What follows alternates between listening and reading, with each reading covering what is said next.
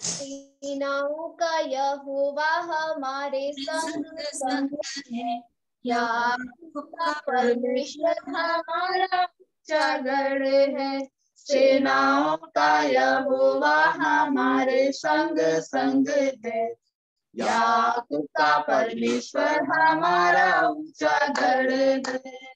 सेनाओं का यहोवा हमारे संग संग है। याकूब का परमेश्वर हमारा ऊंचा गढ़ है। जिसने आकाश बनाया, जिसने पृथ्वी बनाई, जिसने आकाश बनाया, जिसने पृथ्वी बनाई, वो सर्वशक्तिमान प्रभु है। वो यहोवा हमारे संग संग है। वो सर्वशक्तिमान प्रभु है। हमारे संग संग है। सेनाओं का यहोवा हमारे संग संग है। याकूब का परमेश्वर हमारा ऊंचा गढ़ है। सेनाओं का यहोवा हमारे संग संग है। याकूब का परमेश्वर हमारा ऊंचा गढ़ है। समुंदर को जिसने दो भागा, जंगल में मार को निकाला। समुंदर को जिसने दो भागा, जंगल में मार को निकाला। जो वायदे को करता है पूरा, वो यहोवा हमारे संग संग है। जो वायदे को करता है पूरा, वो यहोवा हमारे संग संग है। सेनाओं का यहोवा हमारे संग संग है। याकूब का परमेश्वर हमारा ऊंचा गढ़ है। सेनाओं का यहोवा हमारे संग संग है। याकूब का परमेश्वर हमारा ऊंचा गढ़ है। लाजर को जिसने जिलाया, जक्कई को जिसने बचाया, लाजर को जिसने जिलाया, जक्कई को जिसने बचाया, जिसके लिए सब संभव, हमारे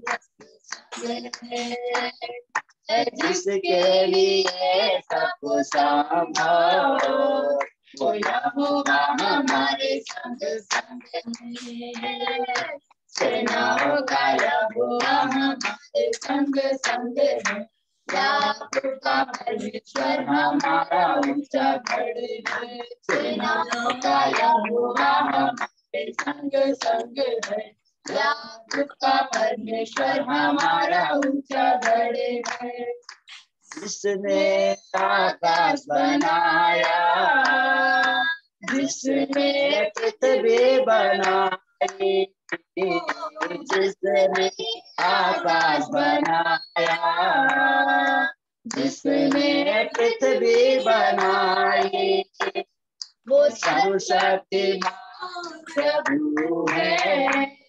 वो यहोवा हमारे संग संग है। वो सर्वशक्तिमान प्रभु है।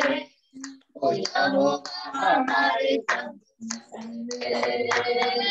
सेनाओं का यहोवा हमारे संग संग है। याकूब का परमेश्वर हमारा ऊंचा गढ़ है।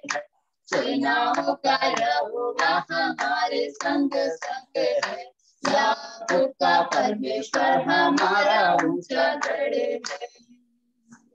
Hallelujah, hallelujah, hallelujah, hallelujah, hosanna, hosanna, hosanna. Hosanna.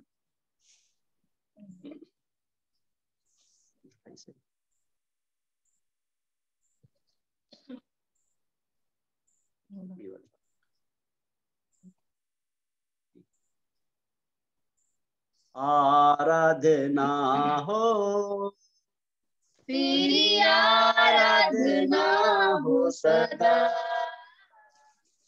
आराधना हो, तेरी आराधना हो सदा, सर्वदा साथ रहने वाला, सामर्थ्य भरने वाला, सर्वदा साथ रहने वाला, सामर्थ्य भरने वाला, सामर्थ्य भरने वाला, सामर्थ्य भरने वाला, आराधना हो, तेरी आराधना हो सदा, आराधना हो, तेरी आराधना हो सदा, सुनिहाने वाला, आफतों में सहारा मेरा, सुनिहाने वाला, आफतों में सहारा मेरा, आफतों में सहारा मेरा, आफतों में सहारा मेरा, आराधना हो, तेरी आराधना हो सदा, आराधना हो, तेरी आराधना हो सदा, प्रार्थना सुनने वाला, तेरा देने वाला, प्रार्थना सुनने वाला, तेरा देने वाला, तेरा देने वाला, तेरा देने वाला, आराधना हो, तेरी आराधना हो सदा, आराधना हो, तेरी आराधना सदा, अगुवाई करने वाला, आनंद से भरने वाला, अगुवाई करने वाला, आनंद से भरने वाला, आनंद से भरने वाला, आनंद से भरने वाला, आराधना हो, तेरी आराधना हो सदा, आराधना हो, तेरी आराधना हो सदा, फिर से आने वाला राजा होके आजा, आने वाला राजा होके आजा, राजा होके आजा, राजा होके आजा, आराधना हो, तेरी आराधना हो सदा, आराधना हो, तेरी आराधना हो सदा, राजाओं का राजा यीशु, प्रभुओं का प्रभु यीशु, राजाओं का राजा यीशु, प्रभुओं का प्रभु यीशु, प्रभुओं का प्रभु यीशु, प्रभुओं का प्रभु यीशु। आराधना हो तेरी, आराधना हो सदा, आराधना हो तेरी, आराधना हो सदा। Hallelujah, hallelujah, hallelujah, hallelujah, hosanna, hosanna, hosanna. आप में से जो भी गवाही देना चाहे दे सकते हैं, माइक ऑन।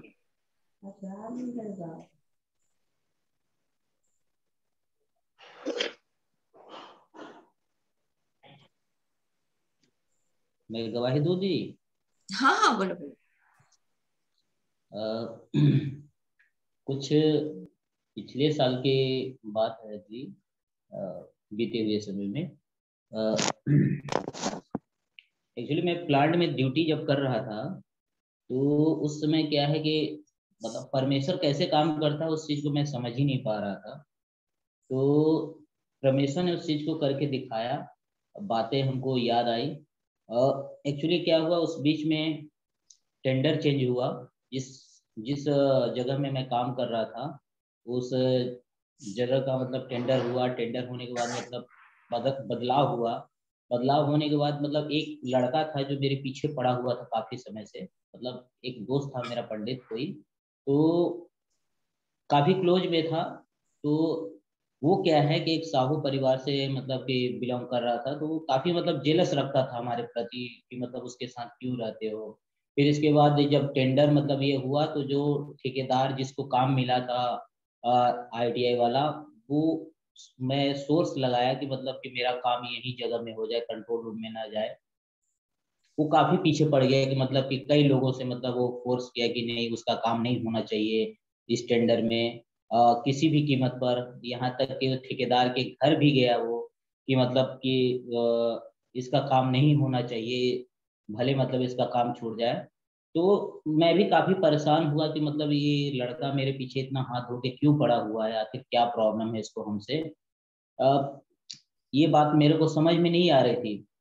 तो मैं अपने मामा से भी बात किया कि मामा जी क्या है कि वो कंट्रोल में थोड़ा सा वैसा काम है, तो मैं शायद कर पाऊँ या ना कर पाऊँ। तो यहाँ जहाँ मेरा स्टार्टिंग में लगा हुआ है, तो मैं उस काम को बखूबी से कर रहा हूँ, तो अच्छा से करूँगा। तो मामा फोन भी किए वो एक दूसरे ठेकेदार को कि ऐसा करिए कि मेरे भांजे को मतलब उसी जगह पे रहने दीजिए। आप जो आपका आदमी है कंट्रोल में, वो क्या है कि मैं अपने कंट्रोल में रख दूंगा उसको। आपका आदमी मतलब अदल बदल कर दूंगा, मैं मेरा आदमी आप वहाँ रहेगा, मेरा आपका आदमी मेरे पास रहेगा। तो ऐसा बात हुआ। लेकिन वो क्या हुआ कि एग्री नहीं हुआ, मतलब वो ठेकेदार अगला जिसको टेंडर मिला था। तो मैं मामा मना कर दिए। हम बोले कि ऐसा करिए कि अब मेरे लिए आप परेशान मत होइए, आप छोड़ दीजिए, अब उस ठेकेदार से बात ही नहीं करना, क्योंकि वो पंडित है। तो हम जैसे बिरादर वालों को काफी मतलब के लोग वैसे नजर से देखते हैं, तो छोड़ दीजिए, बात मत करिए। क्योंकि 2 बार उन्होंने मेरे लिए फोर्स किया था, बात किया था इसके विषय में कि मेरे भांजे को आप रख लीजिए। तो उसने बस यही बोला कि हाँ ठीक है देखेंगे आप। तो फिर इसके बाद मामा जी हमारे थोड़ा तसल्ली दिए, बोले कि आप मेरे में रहेंगे तो फ्री माइंड में रहेंगे, दूसरे में जाएंगे तो मतलब हाजिरी भी आजकल लोग ले रहे हैं। एक हाजिरी इतना 24 मतलब करेंगे तो एक हाजिरी आपसे लेंगे, फिर 10,000 अभी पैसा भी स्टार्टिंग में लेंगे जब आप अपने काम में लगाएंगे, तो आपका 10,000 पैसा भी जाएगा और एक हाजिरी भी मतलब हर महीने आपका जाएगा। और मेरे में है तो आप फ्री माइंड रहेंगे, फ्री में काम करेंगे, कोई पैसा लगने वाला है नहीं, तो अच्छी तरह से करिए। तो फिर इसके बाद मैंने छोड़ दिया जी। काफी मतलब उनसे बात हुआ मामा से, फिर हम बोले कि आज के बाद से कभी चर्चा ही नहीं करना है।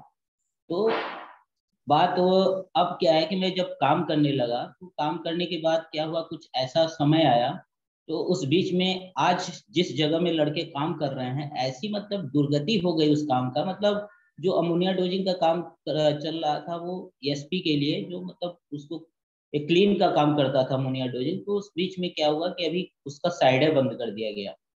तो अभी लोगों की जो हालत है, मतलब ESP में जाकर के हापड़ ठोकना, फिर राख मतलब इधर उधर करना, मतलब इतनी बुरी कंडीशन हो गई है लोगों की कि मतलब कि कहीं कई जगहों में मतलब ले जाते हैं, उनका कोई वैल्यू नहीं रह गया है इस चीज का, मतलब कि तो परमेश्वर मुझे एक मतलब रियलाइज दिलाया कि मतलब कि देखो, मुझे समझ में आया अपने अंदर में कि देखो परमेश्वर, मैं उस काम के लिए मैं कितना फोर्स कर रहा था कि काश मेरा लग जाता तो मैं मिल ऐसी जाता। जगह, अपनी जगह में ही रहता।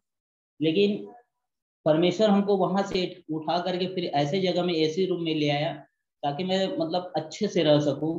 तो इस बात को मुझे ज्ञान परमेश्वर ने दिया कि मतलब कि परमेश्वर हमारे लिए कितना बड़ा काम करता है, हम क्या सोच के बैठे रहते हैं, लेकिन परमेश्वर आगे चल करके कितना बड़ा काम करता है। तो मैंने परमेश्वर को काम को देखा अपने लाइफ में, और हालेलुया। काफी मुझे काफी खुशी महसूस हुआ कि आज परमेश्वर हमारे लिए अच्छा काम करता है और आने वाले समय भी अच्छा काम करता है। इसके लिए हम धन्यवाद करते हैं जीवित खुदा का। हालेलुया। हालेलुया। हालेलुया। देखो हमारा परमेश्वर आगे की सोचता है। हम इतना इसी चीज को बोलते हैं कि जो हम देखते हैं उससे कहीं ज्यादा परमेश्वर देखता है ना, आगे की देखता है। हम तो उतना ही सोचते हैं जितना हमने देखा है, और परमेश्वर हमसे ज्यादा सोचता है ना। इसलिए बोलता है वो हमारे विनती और सोचने से बढ़कर काम करता है। जो अभी आचार्य जी प्रार्थना कर रहे थे इफिसियों की पत्री उसका 4 अध्याय में, 3 अध्याय उसका 20 पद में बोलता है हमारा, अब हमारा ऐसा परमेश्वर है, ऐसा सामर्थ्य है जो हमारे विनती और सोचने से कहीं अधिक काम कर सकता है, उस सामर्थ्य के अनुसार जो हमें कार्य करती है। तो हमारे विनती और सोचने से ज्यादा परमेश्वर हमारे बारे में सोचता है। फिर भी हम लोग चिंता करते हैं, है ना। चिंता नहीं करना चाहिए। तो प्रभु का धन्यवाद हो इस बड़े काम के लिए परमेश्वर के। हाँ राधिका आप कुछ बोल रही थी, बोलो। आप कुछ बोलने वाली थी। हाँ दीदी, गवाही बोलने वाले थे। बोलो। हम प्रभु का धन्यवाद करते हैं। प्रभु ने अब तक हमें संभाल के बचा के रखा है, हमारे परिवार को, हमारे घराने को, हमारे लोगों को। बहुत समय की बात है, 2007 की बात है दीदी, जब हमारी नौकरी लग रही थी। जब सब कोई, आप लोग, आपका घर मकान यहाँ पे जो बन रहा था तब की बात है। तो मेरी नौकरी जब लग रही थी तो एक एक और 3 लोग का हुआ था सखुआ में।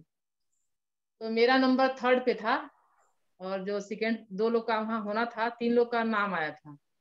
तो मेरा तीसरे पे था, और 2 लोग का था फर्स्ट सेकेंड वाले, मतलब 2 लोग को होना ही था, मेरा नहीं होना था मतलब। तो वहां पे हुआ तो मेरा सब, मेरे पे केस हो गया। मतलब वो बोली कि नहीं मेरा होना है। यहाँ पे बोले कि वो लोग कि नहीं, जो फर्स्ट और थर्ड वालों को होगा, सेकेंड का नहीं होगा। तो मेरे को ज्वाइनिंग लेटर मिल गया, सबको मिल गया, और फर्स्ट वालों को मिला, मेरे को मिला, और सेकेंड वालों को नहीं मिला। तो वो क्या की महिला मेरे पे केस कर दी कि मतलब मेरा होना था तो इसका कैसे हो गया। तो हम लोग प्रभु को थोड़ा वो जानते थे, उतना नहीं जानते थे। तो साथ में हाँ, जान गए थे। तो हम लोग फिर प्रार्थना कर रहे हैं खूब रो रो के।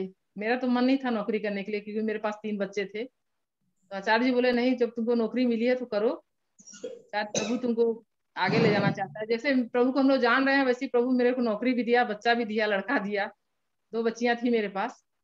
प्रभु मेरे को जो जो हम मांगते थे प्रभु हमको दिया है, कोई कमी घटी नहीं किया है। उसके बाद वो जो महिला थी, वो बकरा उकरा सब मानी, बोली कि मतलब वो महिला विकलांग हो जाए जिसका हुआ है, ऐसा मेरे को पता चल रहा था। तो बकरा मानी थी। तो हम लोग बोले कि मतलब जो विरोध वाले हैं वो लोग बताते थे कि तुम्हारे ऊपर ऐसा ऐसा वो बोल रही है, ऐसा करेगी तुम्हारे साथ। तो मेरे ससुर सास बोलते थे मत जाना उधर, नहीं तो लेडीज बहुत झगड़ालू है, तुमसे झगड़ा करेगी। क्योंकि हम नौकरी करना शुरू कर दिए थे, तो मेरे को पूरे गांव का फील्ड फील्ड संभालना था। तो बोलते थे कि उधर नहीं जाना, नहीं लड़ाई करेगी। हम बोले हम बोलेंगे नहीं कुछ तो मेरे से कैसे लड़ाई करेगी वो। तो मेरे ससुर साहब डरते थे, बहुत डरते थे। लेकिन कुछ नहीं हुआ, प्रभु का हम नाम लेके जब तक मतलब नौकरी किए तो प्रभु का नाम लेके कुछ नहीं हुआ मेरे को। और फिर जब वो बकरा वकरा मानी तो पता चला कि बकरा मानी है, और मेरे पे ऐसा हो जाए, ऐसा मतलब वो बकरा मानी थी।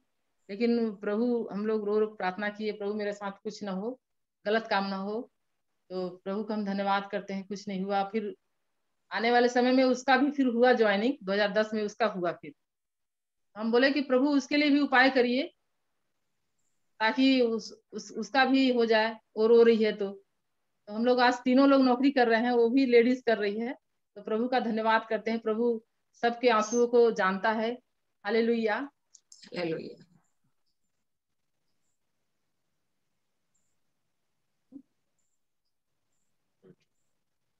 तो आप तो जब हमारा भजन वाला जगह बन रहा था तब तो आप आ गई थी। आ गए थे दीदी, लेकिन हाँ आ गए थे जब मेरी नौकरी तभी तो लगी है 2007 में ही। 2007 में, हाँ 2007 में तो 6 एंड में बना है ना ये। हाँ, हाँ, 6 में इशू एंड में हुआ था। अपन, हाँ 6 दिसंबर को तो अपन किए थे ना नया साल का हाँ रात हाँ ना। हाँ उसके हाँ बाद ही तो केस हुआ है। हाँ, केस हुआ उसके बाद मतलब 2007 जनवरी में। में 2007 में केस हुआ, 2006 में बनकर तैयार हुआ। 21 दिसंबर को प्रोग्राम हुआ था, 1 तारीख को केस हो गया था। केस हो गया था, हाँ। सो प्रभु का धन्यवाद हो कि हमारा प्रभु हमारी हर एक आवश्यकता को देखता है ना, हर एक आवश्यकताओं को पूरा करता है। धर्मचंद, आप सीधा क्यों नहीं बैठते हो? ऐसे क्यों बैठते हो? झुक के देखते हो तो आपको तकलीफ नहीं होती है? सामने बैठे जी। हाँ सामने बैठो ना। चलो जी। मुझे ऐसा लगता है आपको ऐसे देखते रहते हो तो आपको तकलीफ नहीं होती है क्या? नहीं नहीं नहीं, ऐसा नहीं होता जी। अच्छा, तुम अपने बारे में बताओ, बहुत सारे लोग आपको नहीं जानते हैं कि कैसे आप यीशु को जाने, आपकी गवाही बताओ। पहले तो क्या था जी, काफी मैं परेशानी से गुजर रहा था, जादू टोना से, मतलब काफी जो आपकी परेशानी थी ना वो आप बताना ना, कि कैसे आप परेशान थे। मैं शॉर्टकट में ही बताऊंगा जी, ज्यादा उसमें लिखूंगा। नहीं नहीं, मेन ये है कि आपकी जो परेशानी है वो बताओ आप, कि कैसे हम चाहते हैं कि ये जाने कि कैसे परमेश्वर आपको कैसे आप तकलीफ में थे और कैसे प्रभु ने आपको छुटकारा दिया, है ना। समय की आप चिंता मत करो, मैं शॉर्ट कर दूंगी, आप बोलो। मतलब कैसे प्रभु में मैं आया, है ना। मतलब क्या प्रॉब्लम था आपको, फिर कैसे? प्रॉब्लम क्या था, है ना, प्रॉब्लम से कैसे छुटकारा मिला। अब एक्चुअली स्टार्टिंग में जब मतलब कि प्रभु में पहले विश्वास नहीं था, एक बनौली गांव में मतलब एक चर्च बना के रखे थे लोग, वहां मैं गया, कुछ लोग संदेश दिए हमको, प्रभु के बारे में बताया कि मतलब प्रभु ऐसे काम करता है। वहां पे गए, लेकिन वहां का मतलब कुछ ढंग तरीका समझ में नहीं आया। कुछ मतलब ये कुछ वहाँ कुछ ऐसा चीज नहीं हुआ जो मेरे जीवन में काम करे, तो मुझे नहीं लगा, मुझे विश्वास ही नहीं हुआ। फिर एक दिन की बात है कि मैं ससुराल में गया था, तो एक मेरे मतलब कि वहीं बनौली में ही मतलब वो पास्टरिंग का काम कर रहे थे, मतलब उस समय पास्टरिंग नहीं था उनका, कोई और मतलब ये समसंग वगैरह करके मतलब बिन नगर के कोई थे, वही आते थे इटवा में। तो उस बीच में वो एक दिन ऐसे ही आ गए, मैं ससुराल में गया तो वो भी आ गए। वो बोलने लगे कि मतलब कि आप दाऊ एक काम करिए, एक छोटी सी पुस्तक है प्रभु यीशु मसीह का, आप इसको लेकर के मतलब अपने थोड़ा सा पढ़ लीजिएगा, भले मतलब आइएगा चाहे मत आइएगा प्रभु जी, लेकिन इसको थोड़ा सा पढ़ लीजिएगा। तो हमें मन मतलब एक बना लिए कि चलो रख लेते हैं, कोई बात नहीं। मतलब इतना विश्वास नहीं था कि मतलब इसको हम कर लेंगे तो ऐसा कुछ होगा। तो फिर हम लेके चले आए, घर लेने के बाद मतलब उसको थोड़ा बहुत पढ़े, लेकिन फिर भी हमको कोई उतना कॉन्फिडेंसली मतलब कोई चीज विश्वास नहीं था कि मतलब प्रभु ऐसा काम करता है। तो कुछ पन्ने हमारे घर में ऐसे रखे हुए, तो उसके फट फट के क्या हुआ कि कुछ हमारी माँ जो है झाड़ू लगा के बाहर फेंक दी, जहाँ मतलब डस्ट ज्यादा पड़ा हुआ था। तो एक दिन मैं सुबह सुबह निकलने लगा, तो मतलब कोई आवाज आया मेरे, मतलब कोई जैसे बात करता हो कि मतलब कि जो परमेश्वर का वचन टुकड़ा जो पड़ा है वहां गंदगी में, उसको उठा करके मतलब ऐसे सुरक्षित पवित्र स्थान में रखो, मतलब वो प्रभु का वचन है। तो मतलब मैं खड़ा था तो कोई पीछे से पुश कर रहा था जी, तो मेरे को समझ में नहीं है यार कि मतलब जबरदस्ती कोई मेरे को पुश कर रहा है, कैसे कर रहा है, क्या हो रहा है मेरे लाइफ में, मैं नहीं समझ पा रहा था। तो मुझे एक बात याद आई कि नहीं, कोई शक्ति है जो मतलब कि कुछ कर सकती है मेरे जीवन में, मतलब इन सब चीजों से, प्रॉब्लम से छुटकारा मेरे को दे सकता है। तो मुझे एक विश्वास हुआ, फिर मैं उस कागज को, जितने प्रभु के वचन मतलब फेंके गए थे टुकड़े, मैंने वहां से उठा करके फिर मतलब एक सेफ जगह में मतलब पेटी में रखा। तो उस दिन से मुझे एक विश्वास पैदा हुआ कि नहीं, कोई ऐसी है जो मेरे जीवन में काम कर सकता है, इससे छुटकारा मुझे मिल सकता है। तो मैं फिर इसके बाद प्रभु में जब आया तो फिर इसके बाद चंद्रिका भैया भी हमारे यहाँ काम करने आए थे कुआं के। अब प्रभु की योजना ही थी, जो कुआं का काम चल रहा था तो वो काम भी आए थे करने के लिए। तो कई दिन मतलब हमारे घर काम किए। फिर इसके बाद क्या हुआ कि प्रभु के वचन बताने लगे। मैंने काफी तारीफ अपने देवी देवताओं को किया कि मतलब ये ऐसे करते हैं, ऐसे हमारे देवी देवता हैं। लेकिन उन्होंने प्रभु का वचन रखा, प्रभु के बारे में बताया। फिर इसके बाद हम लोग जाना शुरू कर दिए। जानने के बाद मतलब कि काफी हम लोग में ये मतलब जीवन में चेंजिंग हुआ, बदलाव हुआ। जो हमारे घर में प्रॉब्लम था, झगड़ा करना, पति पत्नी से पटना न पटना, और मेरे माँ बाप से मतलब कोई चीज गुस्से में बात कर देना, इस तरह की काफी परेशानियां थी, जो परमेश्वर धीरे धीरे मतलब जब हम लोग जाने लगे प्रभु में तो काफी मतलब कि आराम मिला, काफी मतलब चंगाइयां आई घर में। और हमारे जीवन में भी कुछ बदलाव आया। और आज से मैं प्रभु का धन्यवाद करता हूँ कि काफी चीज हमारे जीवन में परिवर्तन हुआ, हमारे घर में परिवर्तन हुआ। तो हम उसके लिए परमेश्वर का आप धन्यवाद शायद करते हैं। दुष्ट आत्मा से परेशान थे ना, कुछ आपको भगा देता था, ऐसा कुछ था क्या? अब हाँ, वो तो बहुत पहले था दी। तो प्रभु में धीरे धीरे क्रमशः मतलब सब ठीक हो गया। काफी मतलब काफी परेशानी था, तो परमेश्वर उस चीज से हमको छुटकारा दिया, हमारे बच्चों को भी छुटकारा दिया। तो आज हम लोग काफी मतलब अच्छे महसूस करते हैं कि परमेश्वर में हम लोग हैं, तो अच्छे से हैं, जीवित हैं, और आनंद भी महसूस करते हैं परमेश्वर। इसके लिए खुदावंद का हम धन्यवाद करते हैं। हालेलुया। हालेलुया। मुझे जो पता चला था कि आपको दुष्ट आत्मा भगाता था इधर उधर, ऐसा मेरी जो जानकारी थी मैंने। तो जब प्रभु में नहीं आया था दी, उस समय काफी परेशानी था, मतलब एक तरह से काफी परेशानी था। मतलब वो क्या है कि जैसे कि हमारा जो मतलब एक तरह से बैरी है, तो ऐसा डेट ड्यू दे दिया था मरने का, मतलब कुएं में गिर गया। उस समय मैं 2002 में मैंने पास किया ITI। तो उस समय ऐसा ड्यू दिया था कि गिर के कुएं में मर जाना, फिर एक्सीडेंट होके मर जाना। तो हमारे पिताजी उस समय मतलब एक कुशवाहा परिवार का था, कचनी का। तो वहाँ दिखाए कि बोले कि हमारे बेटे को ऐसा ऐसा लगता है, मेरा बेटा ऐसा ऐसा बोल रहा था। तो बोले कि बेटा हाँ, ये तो बात सच है। ऐसा जुबान दिया गया है कि जो कोई देखेगा उसका फर्स्ट लड़का मर जाएगा जेठा वाला, तो कोई आपके बच्चे को बचा नहीं पाएगा, ऐसा।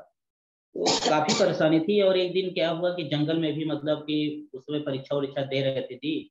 तो जब परीक्षा करीब आता था तो पढ़ नहीं पाते थे। 1-2 महीना जैसे बचता था वैसे ही काफी मतलब माइंड, सर दर्द होता था, पेट में दर्द होने लगता था, तो परीक्षा ही छोड़ देते थे, पढ़ते भी नहीं थे। तो एक दिन ऐसे ही फेल हो गया। फेल होने के बाद मतलब इतना शॉर्ट लगा हमको कि मतलब कुछ कर नहीं पा रहे हैं अपनी लाइफ में। तो ऐसी जिंदगी जीने से क्या फायदा है फालतू में। एक बदनामी होती है कि एक एनसीएल का आदमी है, मतलब एक एनसीएल उसका बाप है, जो कि मतलब एक बेटा होते हुए मतलब कुछ नहीं कर पा रहा है, ऐश कर रहा है। तो ये सब बदनामियां, मतलब पढ़ नहीं पा रहा हूँ, कर नहीं पा रहा हूँ। मतलब कि कुछ लोग ऐसे बोलते भी थे कि मतलब एक लड़का होकर के मतलब कुछ नहीं कर रहा, अपने बाप की कमाई को उड़ा रहा है, खा रहा है, इस तरह। तो हमको काफी तकलीफें हो रही थी।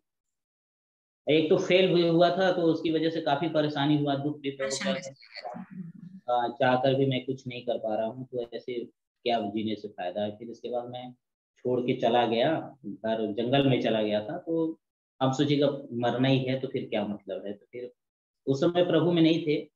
तो हाँ, उस समय देवी देवता मतलब चल रहा था। तो जैसे बकरी बकरा माने थे हमारी मम्मी लोग कि हमारा बेटा आ जाए घर में तो बकरा चढ़ाएंगे। तो उसमें पता नहीं क्या ऐसा लगा हमको, तो फिर वहां से फिर रिटर्न आ गए हम।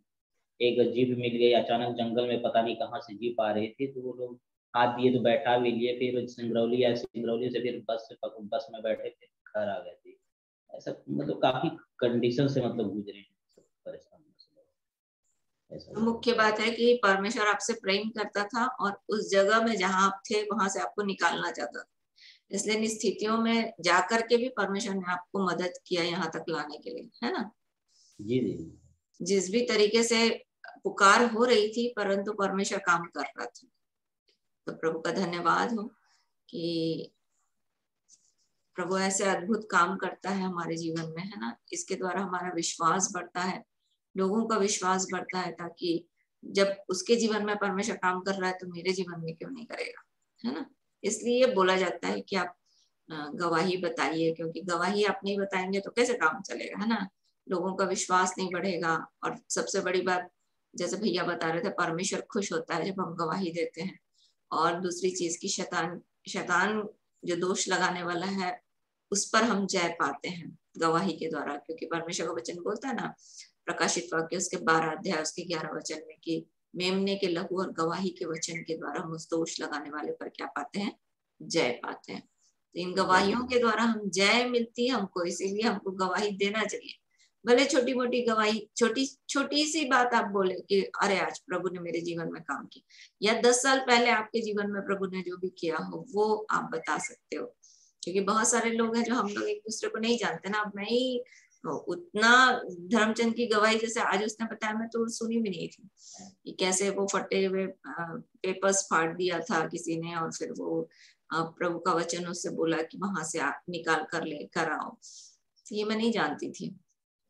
पर जब हम मसीह दीदी के यहाँ प्रार्थना करते थे तब आपसे पहली बार मुलाकात हुई थी ना हमारी। हाँ, जो हास मसीह भैया के यहाँ आपसे मुलाकात हुई थी पहली बार। तो प्रभु का धन्यवाद हो इस अद्भुत अनुग्रह के लिए। मैं भी एक गवाही देना हाँ, चाहती बिल्कुल हूँ बिल्कुल बिल्कुल। और सबको। एक्चुअली ना हाँ, कल है ना मेरी दीदी मुझे शाम को फोन करती है और मुझे बोलती है कि देखो मैं बहुत परेशान हूँ, मेरे जिया जी ड्रिंक करते हैं, ठीक है, तो वो जो देखो संस्कृत में एम है, डबल एम है, वही? नहीं नहीं नहीं, वो नहीं, मेरी खुद की दीदी जो पूनम है, हाँ, अच्छा, हाँ तो हाँ हाँ। हाँ उनके हस्बैंड। तो बोलती है देखो ये शाम से पीने लग जाते हैं और मेरा दिमाग काम नहीं कर रहा है, तुम प्रार्थना कर दो। तो मैंने उससे कहा कि सुनो दीदी, मैं प्रार्थना करूंगी, जरूर करूंगी, क्योंकि प्रभु ने प्रार्थना करने के लिए हमें बनाया है, इसके लिए प्रभु का धन्यवाद हो। लेकिन घर पे खाना आया हुआ है, घर पे हर एक सामान अवेलेबल है और हम भी मौजूद हैं, और सुबह से लेके हम शाम तक बोलते हैं प्रभु आपने तो दिया ही नहीं, आपने तो खाना बनाया ही नहीं, हम तो भूखे रह गए, हम तो भूखे रह गए। तो प्रभु बोलता है कि मैंने तो तुमको सब कुछ दे रखा है और तुम्हारे हाथ पांव भी सलामत है, मुंह भी सलामत है, उठो करो और खाओ। इससे ज्यादा प्रभु क्या करेगा। तो प्रार्थना के लिए मुंह दिया है, धन्यवाद के लिए हाथ उठाने को दिया है, अगर तुम वही नहीं करोगी, घुटने टेकने के लिए पैर दिए हैं, अगर इतना भी नहीं करोगी तो वो परमेश्वर तुम्हारे घर के सामने से आके लौट के चला जाएगा, क्योंकि बहुत लोग उसे जोर जोर से पुकार रहे हैं। तो बोलती है क्या नहीं होता। मैं बोली आज इतने दिन हो गए, बाइबल आई है, एक बार भी बाइबल खोल के पढ़ी हो? बोला नहीं। तो मैं बोली तो फिर कैसे पॉसिबल होगा बताओ। प्रभु के लिए लोग कितना तड़प रहे हैं, लोग जानते वही सत्य है, मार्ग सत्य जीवन, इसके बावजूद मैं गले फाड़ फाड़ के तुमको रोज एक ही बात बताती हूँ, फिर भी पता नहीं क्यों तुम नहीं समझ में चाहती हो। तुम सिर्फ चाहती हो मेरा काम हो जाए, और इतने सारे भगवान है ना, उनमें से एक यीशु मसीह भी मेरा भगवान बन जाएगा। ऐसा नहीं होगा, क्योंकि वो ईश्वरों का ईश्वर परमेश्वर है। मैंने उसको बहुत कोशिश की दीदी, क्या कहीं ना कहीं प्रभु उसके जीवन में उसकी आत्मा को बचा ले, क्योंकि मैं चाहती हूँ कोई भी यहाँ छूट ना जाए, मेरा उसको कोई तकलीफ देने का इंस्टेंट नहीं है। मैं चाहती हूँ कि वो बचेगी तो उसका परिवार बच जाएगा। और मैंने उसको ये बात भी कही कि देखो तुम्हारा हस्बैंड जो शराब पी रहा है, ये किसी दुष्ट आत्मा की वजह से पी रहा है, और तुम जब प्रभु का नाम लोगी ना तो वो खुद ब खुद बदल जाएंगे, ये मेरा पूरा एकदम विश्वास है। और वही विश्वास में हमें कायम रहना है, क्योंकि परमेश्वर का राज्य एक राई के दाने के बराबर है, जो किसी इंसान ने अपनी जमीन में बोया और वो पेड़ बन गया और एक पक्षी का बसेरा बन गया। तो हमें विश्वास करना पड़ेगा, यही सत्य है। तो मैंने उससे कहा कि मैंने दीदी का लिंक, बोले मुझे बाइबल नहीं समझ में आती है। मैं बोली देखो इस बात को झूठ मत बोलो, तुमने बाइबल खोली नहीं, तुमको समझ में कहाँ से आएगी। और रही बात समझने के लिए, मैं प्रभु ने अपने दास दासी दिए हैं, तुमको मैंने लिंक भेजा, तुम लिंक पे भी नहीं जुड़ती हो, तो कैसे समझ में आएगी बाइबल। बहुतों ने 5 बार 6 बार पढ़ा है फिर भी नहीं समझ में आता है। वो क्यों ढूंढते हैं प्रभु के दास दासी, इस वजह से मतलब ढूंढते हैं। तुम एक बार तो जुड़ो, देखो सब कुछ ठीक हो जाएगा। तो मैं सबसे रिक्वेस्ट करूंगी कि पूनम के नाम से प्रार्थना कीजिएगा कि कहीं ना कहीं उसकी आत्मा बचाई जाए और वो भी प्रभु को जाने और अद्भुत गवाही के साथ वो जुड़े और चखे परमेश्वर को। यही मेरे पास प्रभु की गवाही है। आमीन आमीन। चिंता मत करो पूजा, प्रभु अपना काम कर रहा है ना, अद्भुत रीति से। क्योंकि हाँ दीदी, जो आपका क्वेश्चन है ना उसका आंसर है ये कि प्रभु काम कर रहा है। सो प्रभु का धन्यवाद हो। यदि आपके पास कोई प्रश्न हो तो आप, थोड़ा लेट हो गया, आपके पास कोई प्रश्न है तो आप पूछ सकते हो, फिर हम पूजा के प्रश्न में जाएंगे। आज हेमा जो है वो जुड़ नहीं पाई और उसको कहीं जाना था और उसने मुझे फोन करके बोला देखो नई बात तो बताना मत आप बड़ी बड़ी बात भी बताना मत, जो छोटा मोटा क्वेश्चन होगा ना उसी को बताना, मेरे जब तक मैं नहीं आऊं कोई बात नहीं छूटना चाहिए मेरी। मैंने बोला ठीक है। तो वैसे तो रिकॉर्डिंग हो जाती है और रिकॉर्डिंग के बाद मिल जाता है वो, और अभी तो डालना शुरू करेंगे हम। सो आपका यदि प्रश्न है तो आप पूछ सकते हो।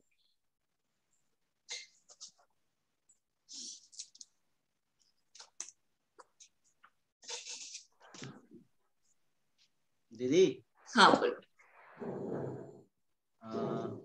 आचार्य जी। हाँ जैसे बोलो। किसी के लिए हाँ किसी के लिए प्रार्थना करना है, यदि प्रार्थना करने के लिए बोल रहा है तो यदि उसको अंगीकार कराएं तो अच्छा रहेगा कि पहले प्रार्थना ही करना चाहिए। जैसे बहुत दिन से यदि कोई जुड़ा है, बहुत दिन से है प्रभु में, बपतिस्मा भी ले लिया है, यदि यदि जैसे मैं सुईरा गया था तो वो पटवारी लाल की पत्नी प्रार्थना करने के लिए बोली तो मैं पहले अंगीकार कराया उसको, तो फिर इसके बाद प्रार्थना किया। जैसे वो लोग तो बपतिस्मा ले चुके हैं, क्या ये सही है? हाँ आचार्य जी, एक्चुअली क्या है कि लोग ना हर गलती करते हैं, तो उस समय तो हम उनको पापों की क्षमा मांगनी है ना। जैसे उजिया राजा था, देखिए निकालिए मेरे साथ दूसरा राजा।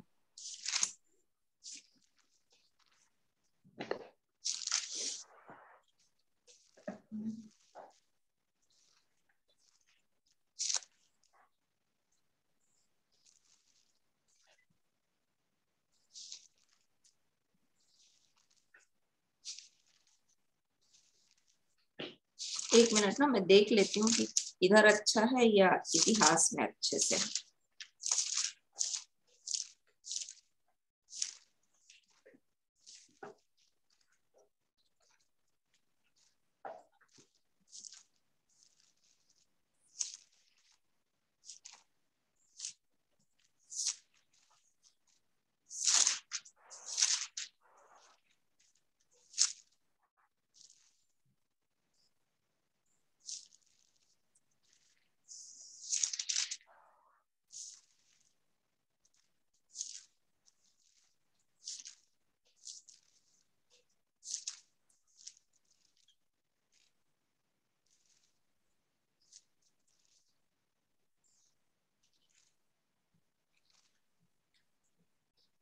दूसरा इतिहास उसका 30 अध्याय।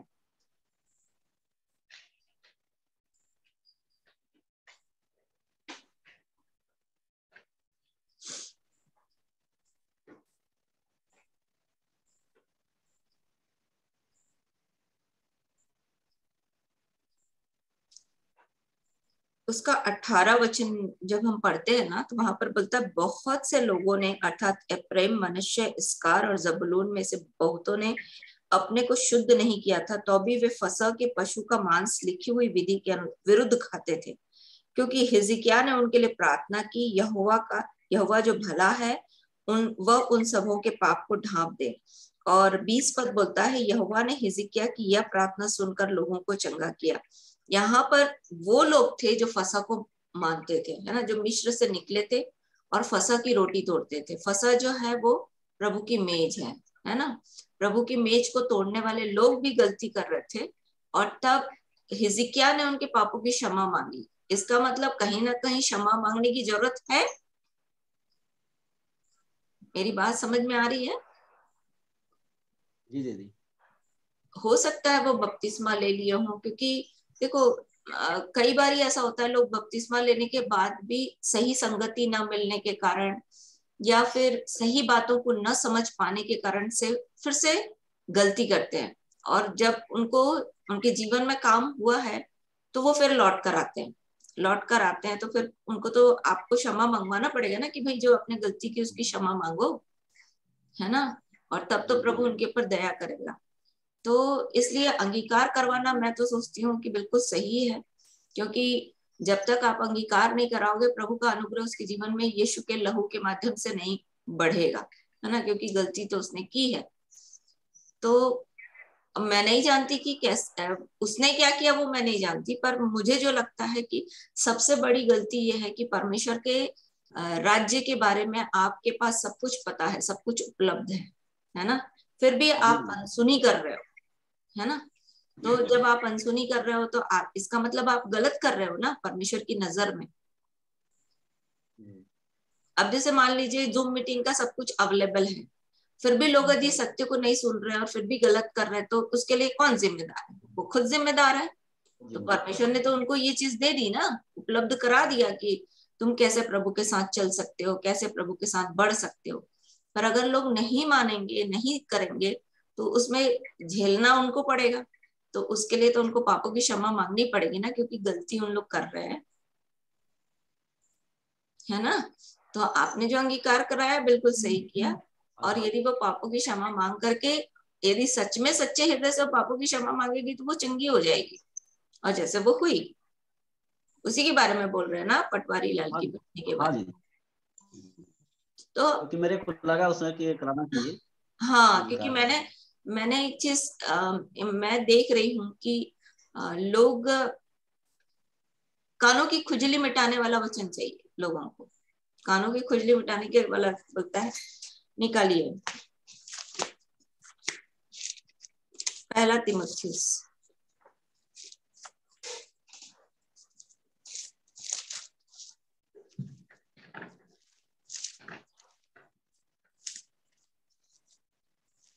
पहला तीमुथियुस 4 अध्याय है, नहीं, दूसरा तीमुथियुस 4 अध्याय, दूसरा तीमुथियुस उसका 4 अध्याय 3 और 4 पद पढ़िए। क्योंकि ऐसा समय आएगा जब लोग खरा उपदेश न सह सकेंगे, पर कानों की खुजली के कारण अपनी अभिलाषाओं के अनुसार अपने लिए बहुत से उपदेशक बटोर लेंगे, और अपने कान सत्य से फेर कर कथा कहानियों पर लगाएंगे। पर तू सब बातों में सावधान रह, बोलता है। दुख उठा, सुसमाचार प्रचार का काम कर और अपनी सेवा को पूरा कर। अभी इन दिनों चूंकि अंत का समय बहुत मतलब क्या बोलना चाहिए, द्वार पर है बोलना चाहिए, है ना। प्रभु यीशु मसीह का आना द्वार पर है। तो ऐसे समय में लोगों के पास क्या है, खरा उपदेश लोग सुन नहीं सकते। दूसरा, कानों की खुजली मिटाने के लिए बहुत सारे बहुतेरे उपदेशक बटोर लेंगे, बोलता है ना। आज आप देखोगे ना, जिनको वचन का कोई ज्ञान नहीं है, बहुत अच्छे से परमेश्वर के वचन की सच्चाइयों को लोगों तक नहीं, लोगों को उस तरीके से परमेश्वर के राज्य के लिए तैयार नहीं कर पा रहे हैं, फिर भी वो सेवकाई कर रहे हैं। और सेवकों की तो ऐसे भरमार पड़ी है ना। और इवन मैं आपको बता रही हूँ, जब मैं यहाँ आई तो मेरा व्हाइट वॉशिंग करने आया था एक लड़का, और उसने 2-4 लड़कों को इकट्ठा कर लिया था और व्हाइट वॉशिंग का काम कर रहा था, पोताई करने का। और जब उसने पोताई करना शुरू किया तो पता चला कि ये भी यीशु को जानता है। और चूंकि यहाँ पर एक पास्टर है, उनका वचन काफी बड़ा उनका कांग्रीगेशन है, तो वहां उनका मैसेज सुन रहा था, क्योंकि वो उन्हीं के यहाँ जाकर के बाइबल स्टडी करने जा रहा था। शायद 8 महीने का या 9 महीने का बाइबल स्टडी देते हैं वो, तो वहां वो सीखने जाने वाला था। और वो जो टाइम पीरियड बचा था उसमें ये पोताई का काम शुरू उसने किया था। तो जब मैं आऊं देखूं तो ये कान में वचन लगाकर सुनता रहे और सोया रहे, काम वाम करे ना। और पर डे के हिसाब से वो कर रहा था, मतलब जैसे क्या रोजी में बोलते हैं ना, रोजी में कर रहा था, ठेके में नहीं कर रहा था। तो वो रोजी बढ़ाने के लिए अपना सोया रहता था और वचन को सुनते रहता था। एक दिन मुझे सहा नहीं गया, मैंने उसको बोला कि तुम वचन पढ़ते क्यों नहीं हो? मैं मुझे वचन पढ़ते हुए तुम दिखाई नहीं देते हो, तुम केवल वचन सुनते हुए दिखाई देते हो। तो बोलता है कि नहीं ये सुन लेता हूँ ना, ये काफी है। फिर उसके बाद मैं उसको अपनी गवाही बताने लगी तो बोलता है मेरे पास भी लोग हैं, बोला, है ना, मैं भी सेवकाई करता हूँ और मेरे तीन फैमिली है मेरे पास भी, बोलने लगा, पास के गांव में, और 3 फैमिलियों को लेकर के वो चल रहा है। आप मुझे बताओ, जो खुद वचन नहीं पढ़ता वो सामने वाले को क्या सिखाएगा वचन पढ़ना? बताइए। अभी जिस पास्टर की बात कर रही थी हेमा, आपने सुना कि नहीं पता, कल परसों, और वो पास्टर जो है उनके पास बाइबल पढ़ने के लिए टाइम नहीं है, वचन पढ़ने के लिए तो बिल्कुल टाइम नहीं है। जब मैं उनके यहाँ जाती थी तो वो नोट्स तैयार करते थे मेरा, और जगह जगह उसी हूबहू उसी को जाके प्रचार करते थे। और वो बंदा जो है फैमिलीज में लड़ाई झगड़ा करा के अपना दुकानदारी चला रहा है, और लोग आ रहे हैं। लोगों को अगर आप बताओगे भी ना, लोग देखते भी हैं कि उनके अंदर इतनी गड़बड़ियां हैं, फिर भी लोग नहीं छोड़ते उनका साथ।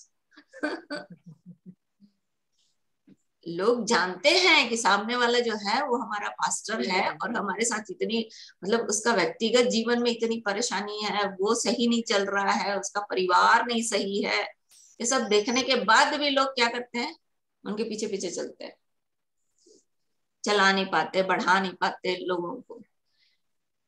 तो ऐसी स्थिति है कि लोग अंत के समय में लोग उपदेशक बटोर लेंगे, और बोलता खरा उपदेश नहीं सुन पाएंगे, और फिर बोलता है कि कानों को सत्य से फेर करके कथा कहानी में लगाएंगे। तो जो कथा कहानी सुनाते हैं ना, उनको बहुत अच्छा लगता है। एक तो वचन लेकर के इधर उधर का कहानी किस्सा सुना करके प्रार्थना करके खत्म कर देंगे, वो उनके लिए बहुत अच्छा है। पर अगर आप वचन की सच्चाइयों को खोल खोल के उनको भेद बताओगे, सीख नहीं सकते, वो समझ नहीं पाते हैं उसको, तो उसके लिए उनके पास टाइम नहीं है। तो ये स्थिति आज के दिन कलीसियाओं के अंगों की है। मतलब क्या बोलना चाहिए, कलीसिया का जो सदस्य है, मतलब बोलना चाहिए जो परमेश्वर के देह के अंग है ना, उनकी आज ये स्थिति है कि वो परमेश्वर के वचन की सच्चाइयों को पीछे नहीं भाग रहे, वो कहानी किस्से के पीछे भाग रहे। आप देखिए, अगर यहाँ पर भविष्यवाणी होने लगे कि तुम्हारे जीवन में परमेश्वर आशीष दे रहा है, तुम्हारे जीवन में घर में परमेश्वर अभी आ रहा है, परमेश्वर तुम्हारे जीवन में ये मतलब तुम्हारे जीवन को आशीष दे रहा है, अभी यहाँ पर भीड़ लग जाएगी ये बोलने के लिए, ये सुनने के लिए कि परमेश्वर तुम्हारे घर में आ रहा है या तुम्हारे घर में है। अरे वास्तव में तो परमेश्वर आपके घर में है ही ये। अब अगर वो सुनेंगे तो बोलेंगे वाह बहुत बड़ी बात हो गई, है ना। तो ऐसा उपदेश लोगों को मजा आता है। लोगों को वचन की सच्चाई पसंद नहीं आती, है ना। लोगों को आप बताओगे कि कैसे बढ़ना है, वो उनको टॉलरेट नहीं होता, वो उसको समझ में नहीं आता। उसमें से बहुत गिनती के थोड़े रहते। इसलिए जब मैंने शुरुआत की सेवकाई के समय में, तो हमको लगता था कि क्या हम ही लोग पागल हैं जो केवल वचन की बात करते हैं, बाकी सब प्रार्थना में लगा के घुमा देते हैं और वही उनको अच्छा लगता है। तो फिर धीरे से प्रभु ने इस चीज को सिखाया ऐसे कि प्रभु ने कहा कि मेरी सुने हैं तो तुम्हारी भी सुनेंगे, है ना, और यदि मेरी नहीं सुने तो तुम्हारी भी नहीं सुनेंगे। यूहन्ना रचित सुसमाचार उसके 15 अध्याय में। तो ऐसे भी है जो प्रभु की नहीं सुनते तो हमारी क्या सुनेंगे, है ना। और कुछ है जो प्रभु की सुनते हैं, वो प्रभु के वचन को भी आदर देते हैं। जैसे कि आज ही मेरी एक बात हो रही थी शत्रुघ्न से। तो एक बहन है, उसको दुष्ट आत्मा, वो यहाँ भी आई थी, जब उधर से ठीक नहीं हो रही थी तो यहाँ आई थी और यहाँ प्रार्थना हुई तो वो ठीक हो गई। ठीक होने के बाद में जहां जाती थी वहां फिर जाने लग गई, और जाने लगी तो फिर दुष्ट आत्मा आ गया उसके ऊपर। ठीक है, अब जब ठीक नहीं हो रही है तो फिर बीच में फोन लगाती है।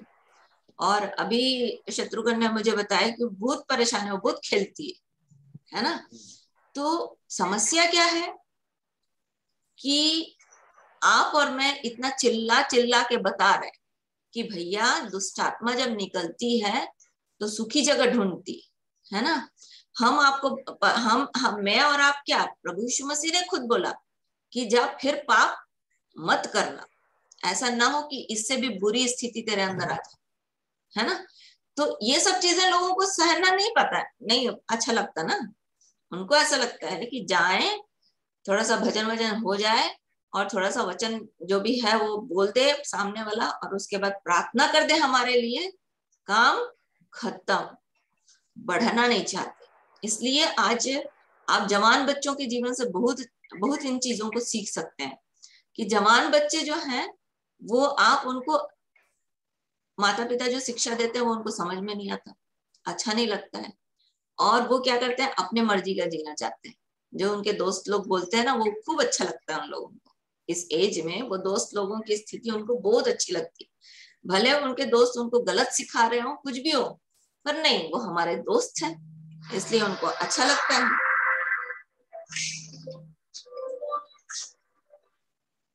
ये देखो फिर फोन आ रहा है।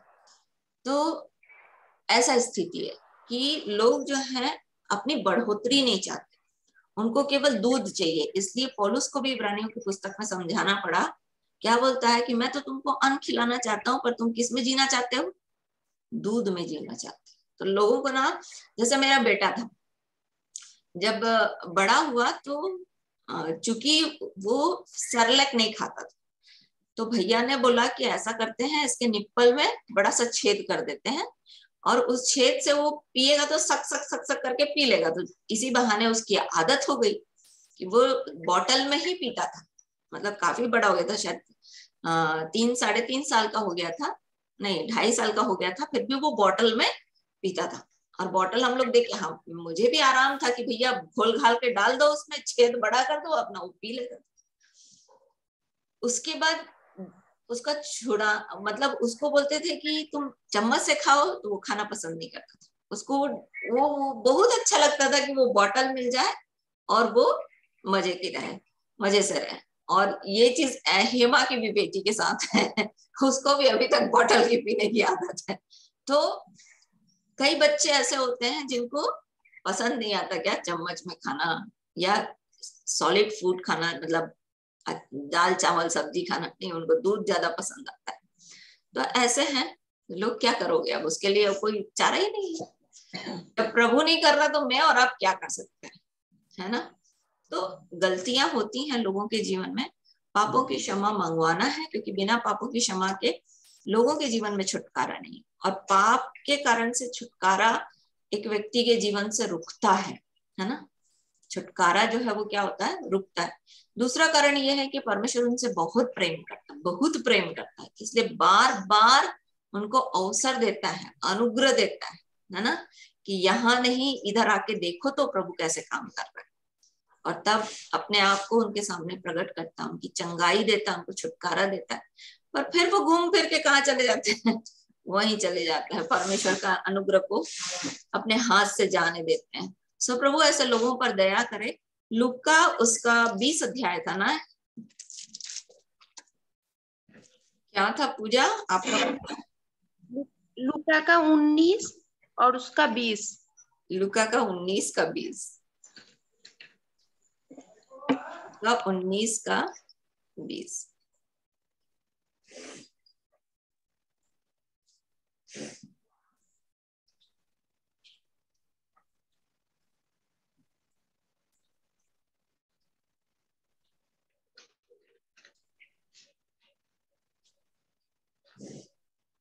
लूका 19 का 20।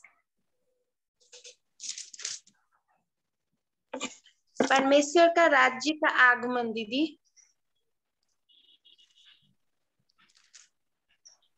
ओ सॉरी, 17 का नहीं, 17। वही तो मैं सोच रही हूँ, देखने में गलती हो गई। 17 का 20। लूका 17 का 20। बहुत सारे लोग लूका मतलब पूजा को नहीं जानते हैं। पूजा कोलकाता से कोलकाता की है ये, है ना। और सिस्टर ट्रेजा उनको लेकर आई हैं। लूका उसका 17 अध्याय। की भालो की भालो बोल रहे हैं। पूजा आपसे बंगाली खूब ভালো ভালো खूब ভালো।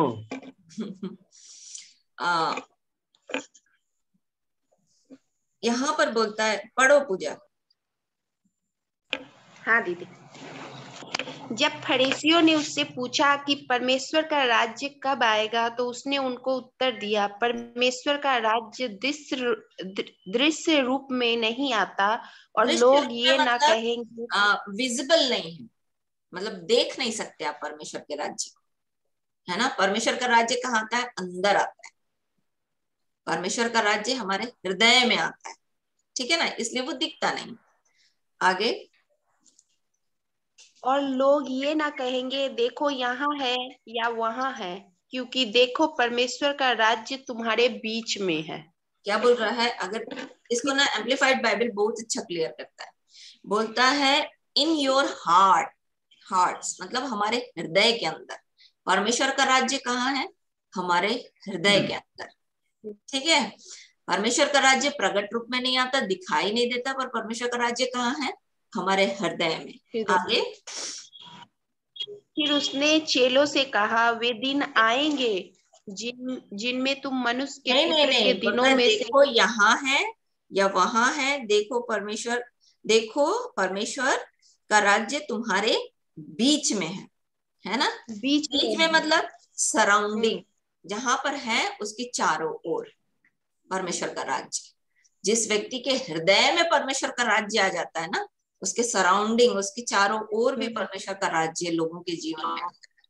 इसलिए आपसे जुड़ा हुआ हर एक व्यक्ति के जीवन में परमेश्वर का अनुग्रह, इसलिए बोलता है ना कि जैसे मेरे जीवन में आप प्रभु का काम हुआ, ट्रेजा जी सिस्टर के जीवन में काम हुआ, आपके जीवन में काम हुआ। अब हम लोग क्या हो गए, जैसे आचार्य जी लोगों के, धर्मचंद लोगों के, मिसेस मौर्या के, सरोज के, हम लोग कहाँ से हैं, अलग अलग जगह से जुड़े हुए हैं, है ना। वो गुमला से जुड़ी है, वो झांसी से जुड़ी हैं, आप लोग सिंगरौली से हो, है ना। तो हम लोग अलग अलग जगह से क्या हो गए हैं, परमेश्वर का राज्य लेकर के हम लोग एक जगह इकट्ठे हो गए हैं। तो इस तरीके से बोल रहा है कि देखो परमेश्वर का राज्य तुम्हारे बीच में है, मतलब जहां हम हैं वहां पर परमेश्वर का राज्य है, ठीक है। अब आपका प्रश्न है कि नहीं मुझे नहीं पता, पर मेरा प्रश्न भैया के सामने ये था कि क्योंकि एक्चुअल में क्या है, परमेश्वर का राज्य क्या है, सबसे पहले ये समझना चाहिए कि परमेश्वर का राज्य है क्या, है ना। परमेश्वर का राज्य वो है जहां पर परमेश्वर का प्रभुत्व हो, परमेश्वर का राज्य, मतलब क्या बोलना चाहिए,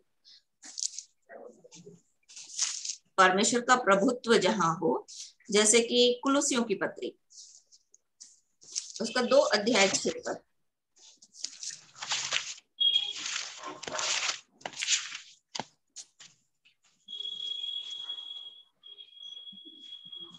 दो अध्याय उसका 6 पद।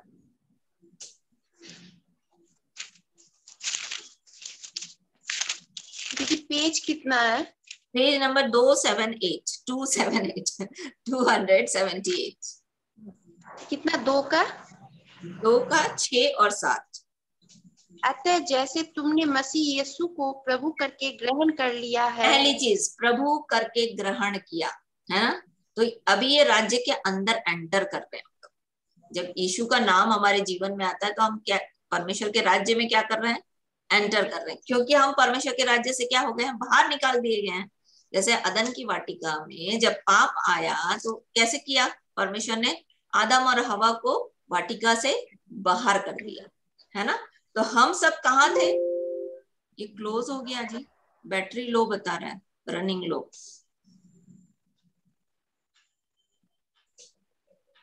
बैटरी लो बता रहा है, 1 मिनट ना, मैं इसको ऑन करके आती हूँ।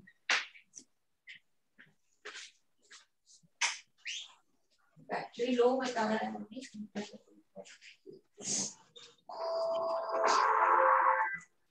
किसका फोन बता रहा है।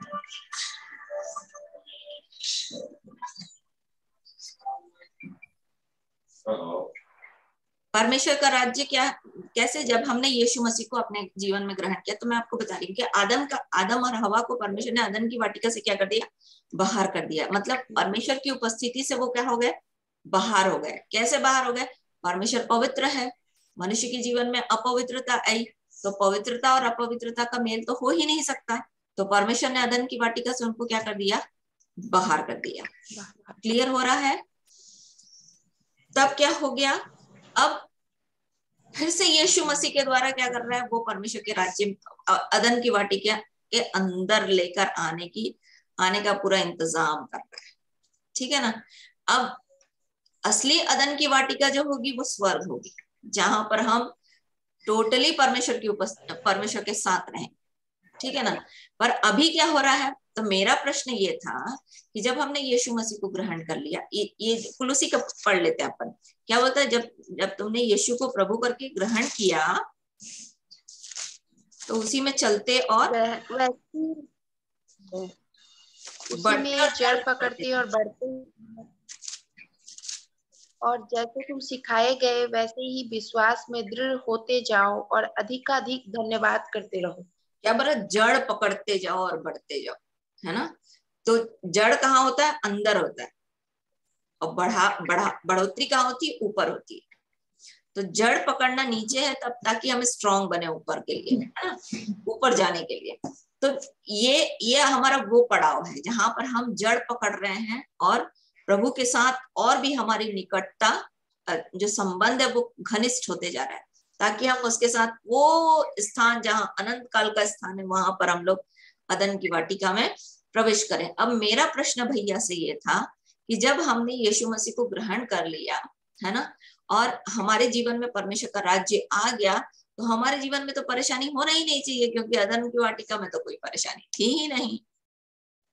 मुझे नहीं पता कि आपके अंदर ये प्रश्न आता है कि नहीं आता, पर मेरे अंदर आया, है ना।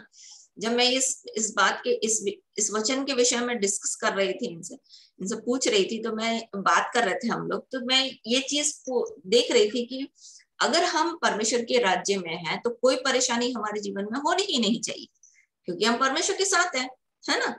पर ऐसा हुआ कि अदन की वाटिका के बाहर जब आए गए, अदन की वाटिका में थे तब तक भैया उस चीज को शेयर कर रहे थे मेरे साथ कि अदन की वाटिका में थे तो शैतान के पास अधिकार नहीं था।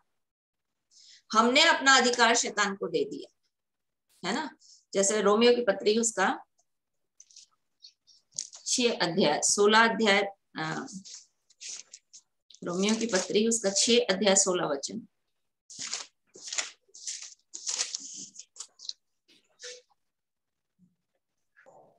पढ़ू दीदी। क्या तुम नहीं जानते कि जिसकी आज्ञा मानने के लिए तुम अपने आप को दासों के समान सौंप देते हो, उसी के दास हो, चाहे पाप के जिसका अंत मृत्यु है, चाहे आज्ञाकारिता के जिसका अंत धार्मिकता है। ठीक है, तो हमने अपना अधिकार किसके हाथ में दे दिया था, शैतान के हाथ में। अब वो पूरी रीति से हमारे जीवन में अटैक करने की ताकत रखता है। इसलिए जब यीशु मसीह की परीक्षा हुई, उसके बाद अपन देख रहे थे कि कुछ समय के लिए शैतान वहां से क्या हो गया, चला गया, ताकि फिर वो आए प्रभु यीशु मसीह के साथ, प्रभु यीशु मसीह के विरोध में काम करने के लिए। मेरी बात समझ में आ रही है ना। पर ये इसका पीछा कब छूटेगा अपना, जब अपन वहां जाएंगे, पर पूरी रीति से अदन की वाटिका में एंटर कर लेंगे, स्वर्गीय राज्य में चले जाएंगे। वहां पर फिर वो 10,000 वर्ष के लिए वो बांध दिया जाएगा और हम परमेश्वर के राज्य में राज्य करेंगे। तो क्या बोल रहा है कि परमेश्वर का राज्य हमारे बीच में है, मतलब हमारे लोगों के बीच में है, हमारे अंदर है, और परमेश्वर हमारे जीवन को और भी मजबूत करना चाहता है, और भी बढ़ाना चाहता है, ताकि हम वो स्थिति में आ जाए जहां पर शैतान की कोई युक्ति हमारे जीवन को बुरा ना करे, ना सोचे, ना देखने के लिए, मतलब वो एंटर ना कर सके। वो स्थिति तक परमेश्वर हमको लाना चाहता है। उस विश्वास में परमेश्वर मजबूत करना चाहता है, ताकि परमेश्वर के साथ हमारा रिलेशन एकदम मजबूत हो जाए और शैतान की कोई युक्ति हमारे जीवन में काम न कर सके। मेरी बात समझ में आ रही है? तो परमेश्वर ऐसा एक व्यक्ति के जीवन में चाहता है। और यदि आप शुरुआत में देखोगे तो बोलता है परमेश्वर का राज्य तुम्हारे हाथ में है, मतलब आपके और मेरे हाथ में है कि हम परमेश्वर के राज्य में एंटर करें या न करें। इसलिए यदि आप मत्ती रचित सुसमाचार उसका 3 अध्याय,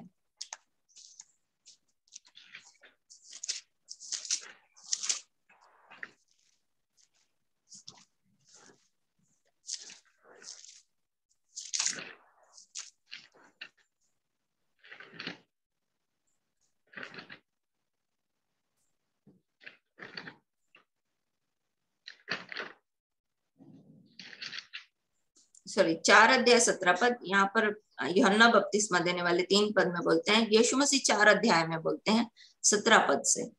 यीशु मसीह जब प्रचार करना शुरू किए, 4 अध्याय उसका 17 पद बोलता है, उस समय से यीशु ने प्रचार करना और यह कहना आरंभ किया कि मन फिराओ क्योंकि स्वर्ग का राज्य तुम्हारे निकट है। यहाँ पर हिंदी में थोड़ा सा मिस्टेक है, इंग्लिश में बोलता है कि एट योर हैंड, मतलब आपके हाथ पर है। आप अपने हाथ से परमेश्वर के राज्य को पकड़ सकते हैं, परमेश्वर के राज्य के अंदर आप एंटर कर सकते हैं और परमेश्वर के राज्य को अपने चारों तरफ स्थापित होता हुआ देख सकते हैं। क्लियर हो गया पूजा? इसमें भी कोई डाउट हो तो आप पूछ सकते हो।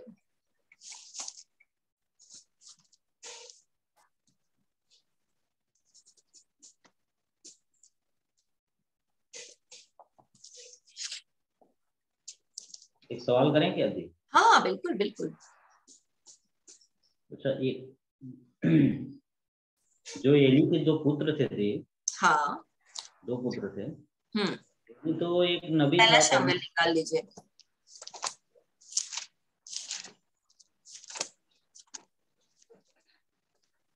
हाँ बोलो। तो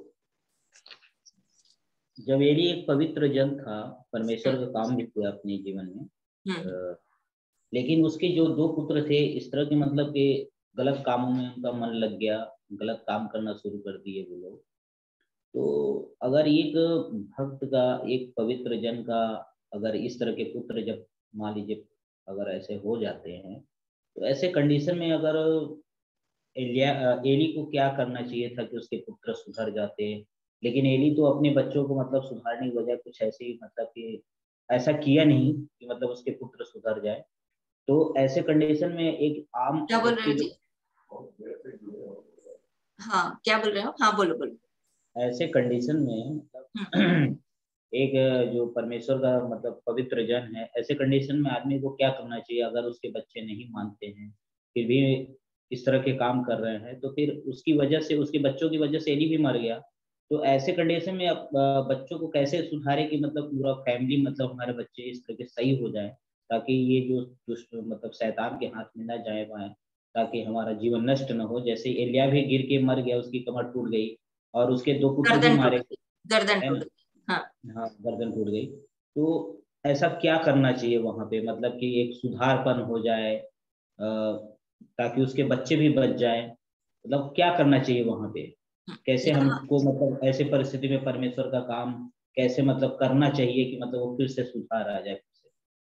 मैं अभी काफी दिनों से ना इस विषय में बात कर रही थी, आप नहीं जुड़े थे, और एली के जीवन के बारे में मैंने बहुत बताया है, पर फिर से आज अपन देखेंगे इस प्रश्न के द्वारा, बाकी लोगों का रिवीजन हो जाएगा।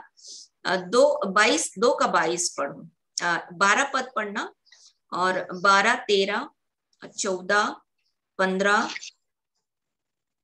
16, 17, फिर 22, 23, 24, 25 पढ़ेंगे।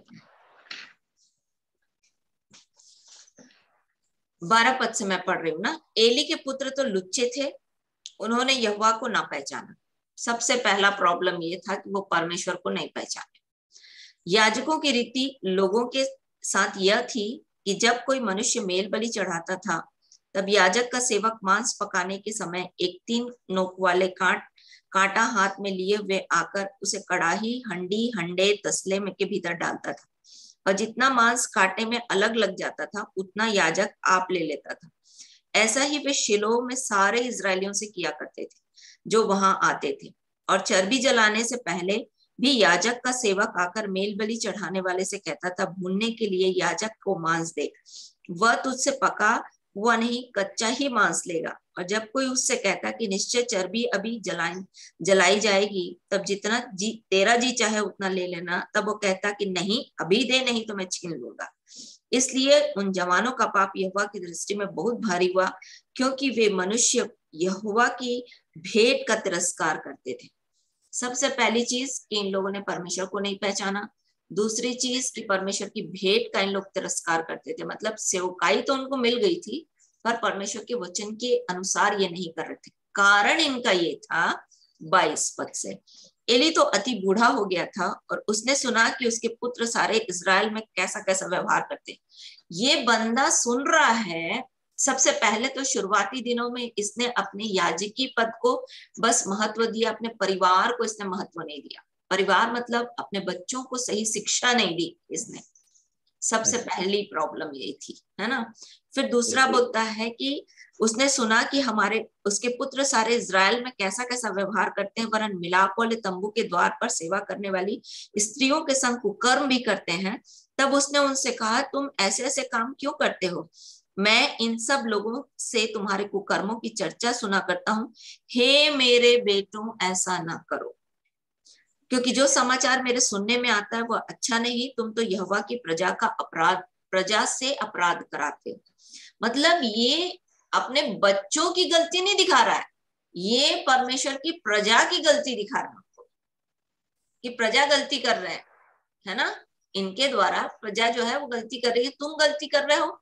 अगर ये यहाँ पर एली अपने बच्चों को डांटता और सही चीज सिखाता, तो मैं सोचती हूँ कि ये स्थिति उसके जीवन में नहीं आती। तो हमारे साथ ये प्रॉब्लम है कि हम लोग अपने और समस्या क्या थी पता, एली की, ये जल्दी से ना कोई भी चीज सही डिसीजन नहीं ले पाता था। एली याजक तो था पर सही डिसीजन नहीं ले पाता था। जैसे हन्ना इसके पास आई, हन्ना आके प्रार्थना कर रही है, और ये याजक होने के बाद, महायाजक होने के बाद भी इसको ये समझ में नहीं आ रहा कि ये प्रार्थना कर रही है। उसको क्या बोलता है, तू नशे में है ना। तो ये परमेश्वर के लोगों को मतलब पहचान, परख की आत्मा चाहिए। बिना परख की आत्मा के आप सेवा नहीं कर सकते, सामने वाले को आप गलत नहीं ठहरा सकते, है ना। परमेश्वर के वचन के अनुसार आपको परमेश्वर की योजना को सीखना और सुनना पड़ेगा। समस्या ये थी इसके पास, है ना। और दूसरी चीज कि परमेश्वर से नहीं सुन रहा था और परमेश्वर से बात करना बंद कर दिया था। इसलिए क्योंकि ये परमेश्वर की बात को लेकर के अपने बच्चों को सही तरीके से नहीं समझाया, इसलिए परमेश्वर बोला इस चीज को, एली को क्या बोलता है, देखो 29 पद, इसलिए मेरे मेल बलि और अनबलि को जिन्हें मैंने अपने धाम में चढ़ाने की आज्ञा दी, उन्हें तुम लोग क्यों पांव से रौंदते हो और क्यों अपने पुत्रों को मुझसे अधिक आदर करता है, बोलता है। मतलब हम लोग, एली की समस्या क्या थी, ये अपने बच्चों को ज्यादा रिस्पेक्ट दे रहा था ना बनिस्बत अपने परमेश्वर के काम का, परमेश्वर की भेंट का, परमेश्वर की योजना का। तो हम लोग जब ना अपने बच्चों को परमेश्वर से ज्यादा आदर देने लगते हैं, यहाँ पर समस्या हो जाती है। पहली चीज कि हम लोग अपने बच्चों को सिखाते नहीं है सही तरीके से। दूसरी चीज, हम लोग परमेश्वर से ज्यादा बच्चों को महत्व देते हैं। जैसे कि हमारे बच्चे अच्छे से पहनना चाहिए, अच्छे से कपड़ा पहनना, अच्छे से घूमना चाहिए, उनकी सारी आवश्यकताओं को पूरा करना हमारा पहला प्रेफरेंस होता है। हमारी पहला प्रेफरेंस होता है कि हमारे बच्चे जो हैं वो दूसरों से अच्छे बने। पहला प्रेफरेंस होता है कि हमारे बच्चे पढ़ाई अच्छा करें, है ना, अच्छे बन जाए। हमारे बच्चे प्रभु के भय में कितना बढ़ रहे हैं, प्रभु के वचन में कितना बढ़ रहे हैं, इसको हमको ध्यान ही नहीं रहता। समस्या ये है यहाँ पर सबसे पहले कि एक माता पिता को चाहिए कि प्रभु के भय में रहें। दूसरा, अगर आप और मैं प्रभु की योजना को पूरी नहीं करेंगे, प्रभु की आज्ञा को नहीं मानेंगे, तो हमारे बच्चों से कैसे एक्सपेक्ट करेंगे कि हम बच्चे हमारे प्रभु की आज्ञा को माने। एली की समस्या यही थी कि उसके पास परख की आत्मा नहीं थी। अगर परख की आत्मा होती तो वो अपने बच्चों को सही चीज समझ में आ जाता उसको पहले, परमेश्वर के बोलने से पहले ही उसको समझ में आ जाता है कि मेरे बच्चे गड़बड़ कर रहे हैं। और ये प्यार से नहीं बोलता, उनको डंडा लगा के बोलता है। इसलिए हम लोग पिछले दिनों देख रहे थे नीति वचन उसके 22 अध्याय में, जो अपने बच्चे पर अनुशासन की छड़ी नहीं लगाता, है ना। अनुशासन मतलब डिसिप्लिन। डिसिप्लिन बहुत इंपॉर्टेंट है एक बच्चे के लाइफ में। अगर आप डिसिप्लिन में नहीं रखोगे अपने बच्चों को तो बहुत मुश्किल हो जाएगा। अभी मैं अपने घर का आपको उदाहरण देती हूँ। मैं अपने बेटे को 10 बजे रात से आगे, अभी भी जवान होने के बाद भी, है ना, नौकरी करने के बाद, मैं अपने बेटे को 10 बजे से बाहर घूमने नहीं देती। इवन यहाँ पर आता है तो उसके कोई दोस्त नहीं है, फिर भी उसको मैं एक दिन की चर्चा में आपको बताती हूँ। हमने, मेरे ननंद नंदोई आए हुए थे हमारे घर में, उनके बच्चे भी आए थे, और मैंने खाना बना लिया और मेरा बेटा मेरे जेठ के बेटे के साथ घूम रहा था, और हमारा खाना तैयार हो गया था और टेबल में लग गया था, और मैं अपने बेटे को फोन लगा रही हूँ क्योंकि वो पहुंचा नहीं था। तब तक मैं इनकी तैयारी में लगी हुई थी तो मैंने ध्यान नहीं दिया। फिर मैंने अपने बेटे को फोन लगाया, मेरे नंदोई, मेरी ननंद, सब लोग टेबल में बैठ गए। मैंने बोला अभित हुआ कहाँ है, किस कोने में है अभित हुआ। पहले तो खूब गुस्सा हुआ, मतलब अपने भाई के साथ घूमने नहीं दे रही है है ना, मेरे कोई दोस्त नहीं है, मैं उसके साथ घूम रहा हूँ, खूब गुस्सा हुआ। फिर बोलता है ठीक है मैं आ रहा हूँ, और विदिन 5 मिनट, हम लोग खाना सर्व भी नहीं कर पाए थे, वो घर में गाड़ी में पहुंच गया। मेरे नंदोई बोलते हैं कि ये पागल कर देगी लड़के को, इसका शादी होगा तो ये इसका क्या होगा ऐसे बोलते हैं। मतलब शादी होगा उसकी बात की बात है, पर डिसिप्लिन बहुत जरूरी है। जब मेरा बेटा हॉस्टल गया पहली बार, तो मेरा बेटा ने क्या बोला जानते हो आपको?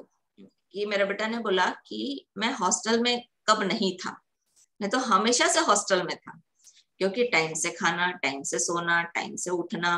मेरा बेटा को 6 बजे, कोई बच्चा 10 बजे 9 बजे उठता है? नहीं, तुमको टाइम से उठना है, टाइम से खाना है, टाइम से खेलना है, टाइम से बिस्तर में जाना है, टाइम से आपका होमवर्क करना है, ये सब चीजें।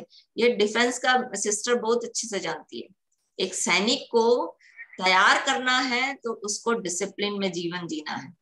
एक बच्चे को सही नागरिक बनाना है तो डिसिप्लिन में जीवन जीना है। ये नहीं कि जाओ रिश्तेदारों के घर में जाकर बैठे रहो और मजा करो और यहाँ माँ बाप अपना काम कर रहे हैं। नहीं, ऐसा नहीं है। आपको अपने बच्चे को, वही मतलब आपके पास फर्क की आत्मा होनी चाहिए कि आपका बच्चा जो है क्या कर रहा है। मैं अपने बेटे के बारे में बताती हूँ, ये तो प्रभु का अनुग्रह है मेरे पास। एक लड़की का फोटो, जब मेरे बेटा जो है वो बीटेक कर रहा था उस समय, एक लड़की का फोटो, मतलब एक लड़की फोटो में बार बार उसी के बगल में खड़ी रहती थी। फिर जब नौकरी करने लग गया तो भी ये लड़की उसके बगल में खड़ी होती थी। तो मैं मेरी जेठ की लड़की से बोली, मुझे समझ में आता है ये लड़की क्यों मेरे बेटे के बगल में खड़ी होती है तो बोलती, बाप रे चाची आप तो बहुत दूर का सोचती हो। तो मैंने बोला जो मुझे दिखता है, मुझे महसूस होता है, वो मैं बोल रही हूँ। तो छोटी छोटी चीजों का अपने बच्चों का नोटिस करिए कि आपके बच्चे क्या कर रहे हैं, कहाँ खड़े हैं, कितना टाइम किधर व्यस्त कर रहे हैं। ये सब चीजों को आपको नोटिस करना पड़ेगा। जब तक आप ध्यान नहीं देंगे अपने बच्चों पर कि आप क्या कर रहे हैं आपके बच्चे, आप अपने बच्चों को सही रास्ते पे नहीं ला सकते। आपको देखना पड़ेगा कि आपके बच्चे कहाँ क्या कर रहे हैं और आपकी नजर ये तभी मजबूत हो सकती है जब आप प्रभु के वचन में बढ़े रहो। जब तक आप प्रभु के वचन के अनुसार नहीं, प्रभु से ये मांगो नहीं। मैंने तो मांगा नहीं, फिर भी प्रभु ने मुझे दिया। मैं तो आपसे कहूंगी कि आप मांगो, प्रभु के वचन में बढ़ो, वचन को पढ़ो, वचन के लिए समय दो, परमेश्वर के लिए समय दो। जब आपको आपके बच्चे देखेंगे ना, जैसे हमारा बेटा तो हमको 24 घंटा इसी में देखता था। मिसेस मौर्या से पूछो, मिसेस मौर्या सामने गवाह है। वो अगर कंप्यूटर पे में खेल रहा है तो उसका ध्यान परमेश्वर के वचन के, क्योंकि हमारे घर में तो 24 घंटा वही होता रहता था, उसके अलावा हमारे घर में कुछ होता ही नहीं था। और आज ये चीजें हमको, हमारा बेटा अब बोलता है, अच्छा आप मिस मौर्या आंटी को उस दिन ये समझा रही थी ना, आप ये बोल रही थी ना। और सोचो कब का बात है, जब वो क्लास शायद 5th 4th में पढ़ता था। उस समय की बात उसको याद है कि मैं और मिसेस मौर्य, मैं वहां बहने लोगों के साथ में क्या वचन से सिखाती थी। तो ये चीजें बहुत इंपॉर्टेंट है कि जो बचपन से आप अपने बच्चों को डालोगे ना अंदर, वही बड़े हो करके वो चीजें उसको नया आकार देंगी। मेरी बात समझ में आ रही है? जो अंदर डालोगे बचपन से वही बाहर आएगा आकार बन करके। अगर आप बचपन से परमेश्वर के वचन को डालोगे तो परमेश्वर का वचन आकार बनकर आपके बच्चों के अंदर आएगा। यदि आप संसारिकता भरोगे तो संसारिकता बाहर आएगी। कैसे कपड़े पहनना है, कैसे सोना है, कैसे खेलना है, कहाँ घूमना है, इसी में लगाए रहोगे ना अपने बच्चों को, तो समझ लो कि आगे चल के आपको ये बहुत मुश्किल में डालेगा। इसलिए सबसे पहले आपके पास परख होना चाहिए कि परमेश्वर के वचन के अनुसार आप अपने बच्चों को सही तरीके से देख सको। परमेश्वर मन की आंखें ऐसी ज्योतिर्मय करे कि आपको समझ में आए कि आपके बच्चे कहाँ जा रहे हैं, आपके बच्चे क्या कर रहे हैं, आपके बच्चे किससे मिल रहे हैं। ये सब चीजें आपको समझ में आनी चाहिए। जैसे मेरे घर में मिसेस मौर्य जो है, मेरा बेटा जो है क्लास, शायद हम उस समय भजन करते थे बिलौंजी में, तो हमारे पास दान आता था बहुत। तो दान हम लोग क्या करते थे, एक मतलब जब भजन होता था तो दान आता था, दान हमारे पास एक कबोर्ड में हम थैली में डाल दिया करते, हम गिनते भी नहीं थे उसको, जो केशव लोग गिन के दे देते थे वो उसको वहां रख देते। तो मेरा बेटा क्या करता था कि जो पैसे तो इधर उधर है ही सब जगह हमारे घर में, तो एक दिन मिसेस मौर्य ने मुझे बताया कि मेरा बेटा स्कूल से बाहर निकल रहा है और कुछ 2-4 लड़के वहां पर खड़े हैं और वहां पर इनका बेटा हितेश भी था। और मेरा बेटे को जैसे ही उन लोग वेट करते थे, मेरे बेटे का बाहर निकलता था और बोलते थे भाई तेरे पास 5 रुपए है तो देना करके उस समय। और मेरा बेटा उसको देता था 5 रुपए उनको निकाल करके, और क्या बोलता था जानते, गुटखा मत खाना, बीड़ी सिगरेट मत पीना। ये सामने बैठी है मिसेस मौर्य। मतलब परमेश्वर का ये अनुग्रह कि मेरा बेटा जो है जो कर रहा है उसकी खबर मुझ तक पहुंचा देता था प्रभु, है ना, कि क्या गड़बड़ी उसके जीवन में हो रही है। तो फिर मैं उसको फिर उस तरीके से उसके साथ डील करती थी। एक बार क्या हुआ कि क्या था वो आईपॉड कुछ है, उस समय उन दिनों बहुत चल रहा था म्यूजिक सुनने का। तो मेरे बेटे ने क्या किया कि पैसे से खरीद लिया उधारी में, क्योंकि गाना सुनने का उसको बड़ा शौक। गाना सुन करके वो क्या करता था कि गाना गाता था। इवन वो तो वहां भी गया है, इंडियन आइडल में भी गया है। तो गाना सुनने का इसको बड़ा शौक, तो इसने क्या किया, आईपॉड लेकर के किसी के घर में रखवाया। फिर वहां से पहुंचते पहुंचते मिसेस मौर्य के बेटा के पास वो आ गया। अब मिसेस मौर्य मुझे फोन करके बोलती है, और मेरे बेटे का 10th का एग्जाम, सोचिए 10th का एग्जाम चल रहा है, और मेरा मिसेस मौर्य मेरे को फोन करके बोलती है कि ना सिस्टर आपका बेटा ना ये आईपॉड को मयंक को दे दिया है रखने के लिए। अब मैं धीरे से गई, देखो दूसरे कल उसका पेपर है और 10th का बोर्ड एग्जाम। मैं उसके पास गई, मैंने बोला मुझे ये खबर मिली है कि तूने आईपॉड लिया है। तो अब उसका तो समझ में नहीं आ रहा, पूरा गोल घूम गया उसका दिमाग, इसको कहाँ से पता चल गया। फिर उसके बाद मैंने उसको बोला कि मुझे पता चल गया है और कितना रुपए बचा है वो मैं तेरे को दे दूंगी, उसको दे देना जिसको भी है देना है तेरे को। पैसा उधारी लिया था उससे, कितना पैसा चुक दिया था, कितना पैसा बचा था, तो दे दिया उसने। और उसके बाद मैंने उसको बोला मैं ये पैसा तेरे को दे दूंगी, पर आइंदा से कोई भी चीज तू अपने मन से नहीं खरीदेगा ना, आज के बाद से ये चीजें मुझे सुनने में नहीं आनी चाहिए। आपको पता, उसके बाद से उसने कोई ऐसा गलत काम नहीं किया जो मेरे से छिप के खरीदे। तो मैंने उसको डांटा नहीं, मैंने उसको मारा नहीं, कुछ नहीं किया। दूसरे दिन उसने एग्जाम दिया और शायद 90% लेकर आया 10th में। और पर मैंने उसको उस तरीके से डील किया, परंतु जो वो गड़बड़ी करता था ना, मुझ तक वो बात पहुंच जाती थी, कहीं से भी पहुंचती थी, मिसेस मौर्य के थ्रू पहुंच जाती थी, या मुझे परमेश्वर का वचन आत्मा में बता देता था, पर हाँ वो मुझे पहुंच जाती थी। ये प्रभु का सबसे बड़ा अनुग्रह है यहाँ तक उसको लाने का। तो आप भी अपने बच्चों के लिए अपने लिए प्रार्थना करो कि आपके बच्चे जो हैं वो क्या कर रहे हैं, प्रभु सपने में दर्शन में आप तक प्रकट कर दे। और दूसरी चीज, आपको ये आप परमेश्वर के इच्छा के अनुसार बच्चों को सिखाओ, ताड़ना भी दो। ताड़ना इन द सेंस ये नहीं कि डंडा मार मार के उसको ऐसा अधमरा कर दो, ऐसा नहीं। उसको ये सिखाओ कि परमेश्वर के वचन में क्या दिया है और आपको परमेश्वर के वचन के अनुसार कैसे करना है, कैसे चलना है। क्योंकि देखो आज पूरी दुनिया जो है ना, वो इस जगह में है कि जहां पर शैतान जो है सबसे पहले जवान बच्चों को ले रहा है, और छोटे बच्चों को भी ले रहा है और जवान बच्चों को, मतलब बच्चों को पकड़ रहा है, ताकि वो अपना काम आने वाले समय में बहुत अच्छे से इस्तेमाल कर सके। इसको कैसे समझेंगे कि एक तो बच्चों के पास नौकरी नहीं है, बच्चों को पढ़ने लिखने का मन नहीं करता है, और ये सब चीजों का फायदा वो उठा रहा है सोशल मीडिया के द्वारा। आज बच्चों के पास हमने मोबाइल दे रखा है, हमने बच्चों को ऐसे ऐसे स्थिति में डाल दिया है ताकि बच्चे वो चीजें लें जो उनको नहीं लेना चाहिए।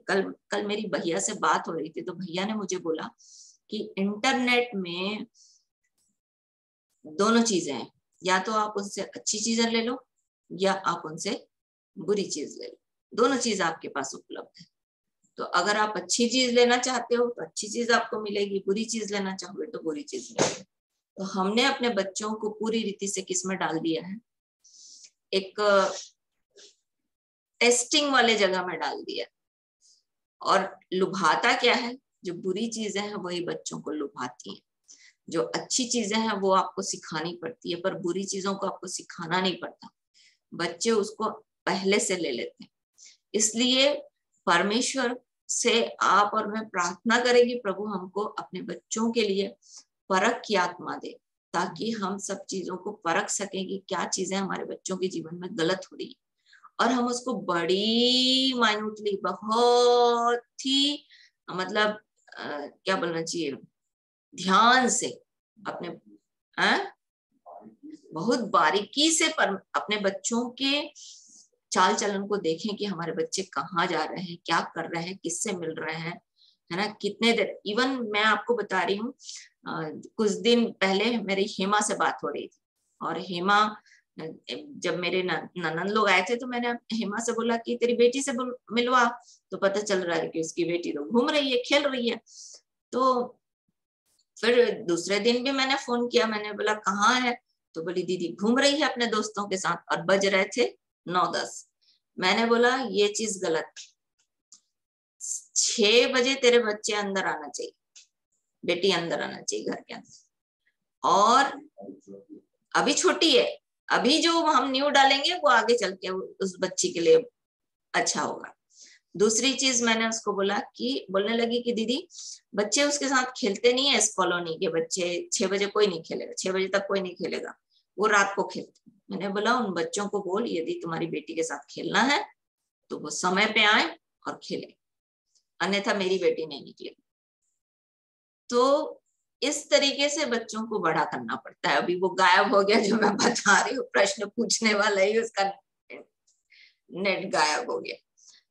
सो प्रभु हमारी सहायता करे कि हम इन चीजों को सीखें अपने बच्चों को बढ़ाने के लिए, क्योंकि हमारे बच्चों के लिए बहुत जरूरी है कि हम अपने जैसे मैं हर दिन बोलती हूँ कि हमारे बच्चे जो है हमारे लिए एक आत्मा प्रभु ने दी है, जिनको हमें जीतना है। बाहर के लोगों की आत्माओं की तो बात छोड़ ही दीजिए, प्रभु ने हमको एक आत्मा दी है, 2 आत्मा दी है, 3, जितने भी हमारे बच्चे हैं वो आत्मा हमको मिली है, ताकि हम अपने बच्चों को परमेश्वर के वचन के। एक बहन के बारे में मुझे याद नहीं आ रहा उसका नाम, वो देखो यीशु को जानती है, नया नया आई है यीशु के पास, है ना, और वो अपने बेटे को, हाँ एक बहन, क्या बोल रही हूँ मैं, अभी मुझे याद आया, हमारी एक दीदी है, वो हाई कोर्ट में वकील रही है, और उनकी मैरिज जो है वो एक ब्राह्मण से किया उन्होंने मैरिज, और वो क्या है जी, डीएसपी थे, और उनसे उन्होंने मैरिज की। उनकी बेटी हुई, पति बिल्कुल यीशु को नहीं मानता, पर उसने अपनी बेटी को परमेश्वर के वचन के अनुसार ढाल दिया, परमेश्वर के वचन में पढ़ना, परमेश्वर के वचन में बढ़ना, प्रार्थना करना, मतलब पूरी रीति से उसने अपने बच्चे को परमेश्वर के आधार पे उसने उसकी परवरिश की है।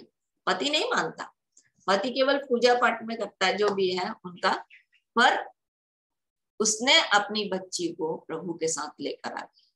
और ये देख करके मुझे बहुत अच्छा लगता है। उस परिवार में मैं जाती हूँ, जब बिलासपुर में रहती है, जब मैं उनके घर जाती हूँ मुझे बहुत अच्छा लगता है। उनकी बेटी मेरे से जब बात करती है, हम लोग गए थे, मिसेस मौर्य जानती है ना, जब देहरादून गए थे, है ना, और उसकी बेटी बकायदा वचन पढ़ेगी, वचन से मुझसे क्वेश्चन, हमसे क्वेश्चन करेगी, और बहुत अच्छा लगता है उस बेटी को देख करके। तो कोई आप ये भी एक्सक्यूज नहीं कर सकते कि अरे मेरा पति नहीं मानता है तो मेरे बच्चे कैसे मानेंगे, या वो हम नहीं कर पाते, हम नहीं सिखा पाते। आप सिखा सकते हैं, बस आपके पास एक इच्छा होनी चाहिए कि जैसे मैंने सत्य को जाना, मेरा बच्चा भी सत्य को जान ले। तो आप क्यों नहीं कर पाओगे, जरूर कर पाओगे। सो आइए प्रार्थना करें, प्रभु हमारी सहायता करे कि हम इन बातों में आगे बढ़े। आओ जी।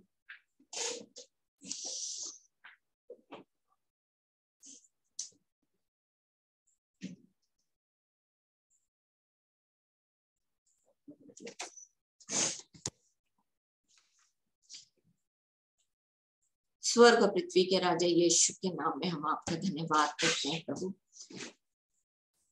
जैसे हमने आज के दिन परिवारों के लिए सीखा पवित्र आत्मा की हमारे बच्चे क्या कर रहे हैं इस बात को हम देख सकें, तो हमारी मन की आंखें ज्योतिर्मय करें प्रभु, कि हमारे बच्चे गड़बड़ी कर रहे हैं तो हमें पता चल जाए, हमारे बच्चे यदि गलत रास्ते में जा रहे हैं तो हमें पता चल जाए। हम अपने बच्चों से परमेश्वर आपसे ज्यादा हम उनका आदर न करें, ऐसा अनुग्रह चाहते हैं। पवित्र आत्मा, हम अपने बच्चों को आपकी शिक्षा दें, आपकी चेतावनी दें। हाँ प्रभु, आपके वचन को उनके हृदय में लिखने, उनके माथे में लिखने, उनके हाथों में बांधने में प्रभु हमारी सहायता करें। जैसा आपका वचन कहता है व्यवस्था विवरण उसके 6 अध्याय के अनुसार, कि हम अपने बच्चे को चलते फिरते, उठते बैठते लेटते आपके वचन की शिक्षा दे सकें। पवित्र आत्मा, हम में से प्रत्येक की सहायता करें कि हम इन बातों के लिए और भी सावधान रहें। हमारी सहायता करें प्रभु कि हम ये बात स्मरण रख सकें कि आपका राज्य हमारे बीच में है, हम आपका राज्य हमारे निकट है, हमारे अंदर है, हमारे हाथ में है।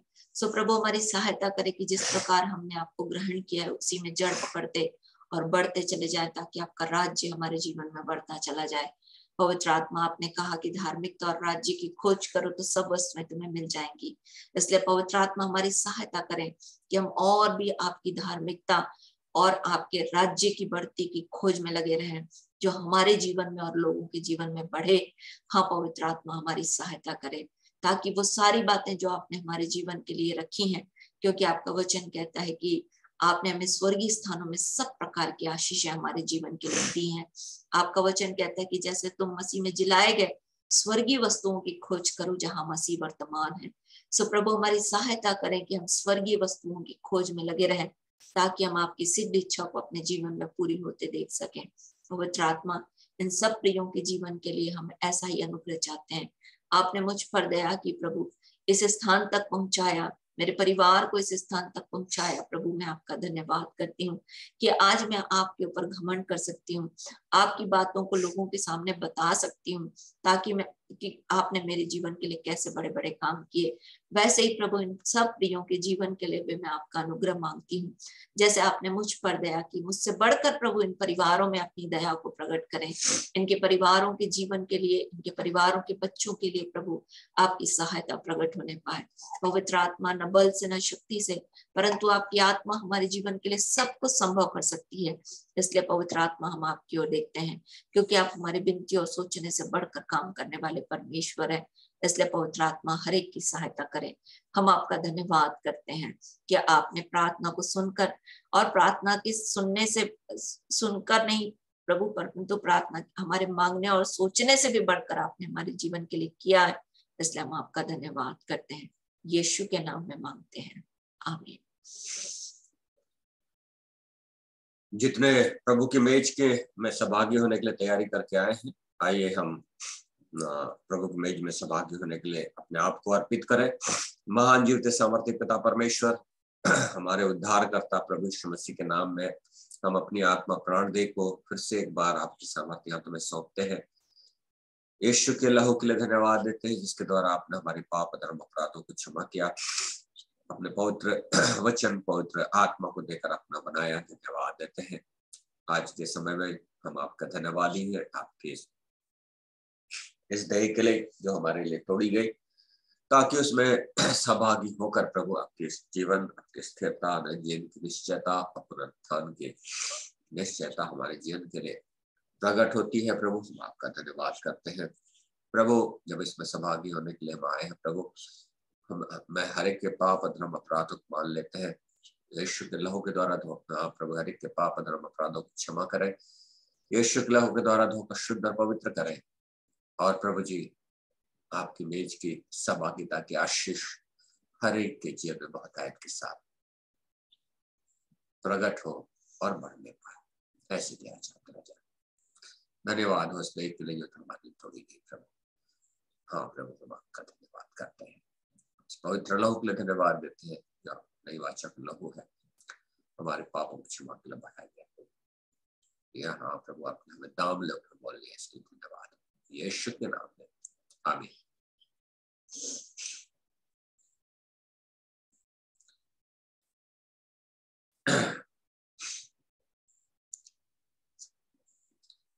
आए धन्यवाद के साथ प्रभु के देह को स्वीकार करें।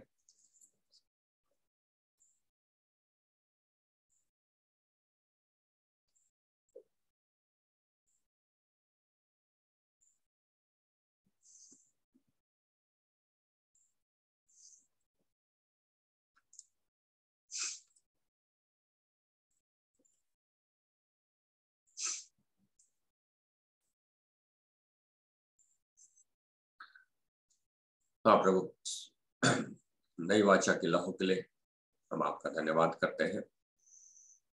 आपने हमें दाम लेकर मोल लिया है, हम अपने नहीं है प्रभु। जब इसमें सहभागी होते हैं तो अपनी आत्मा प्रभु अपनी आत्मा में के द्वारा आपकी महिमा करने पाए, यीशु के नाम में आमीन।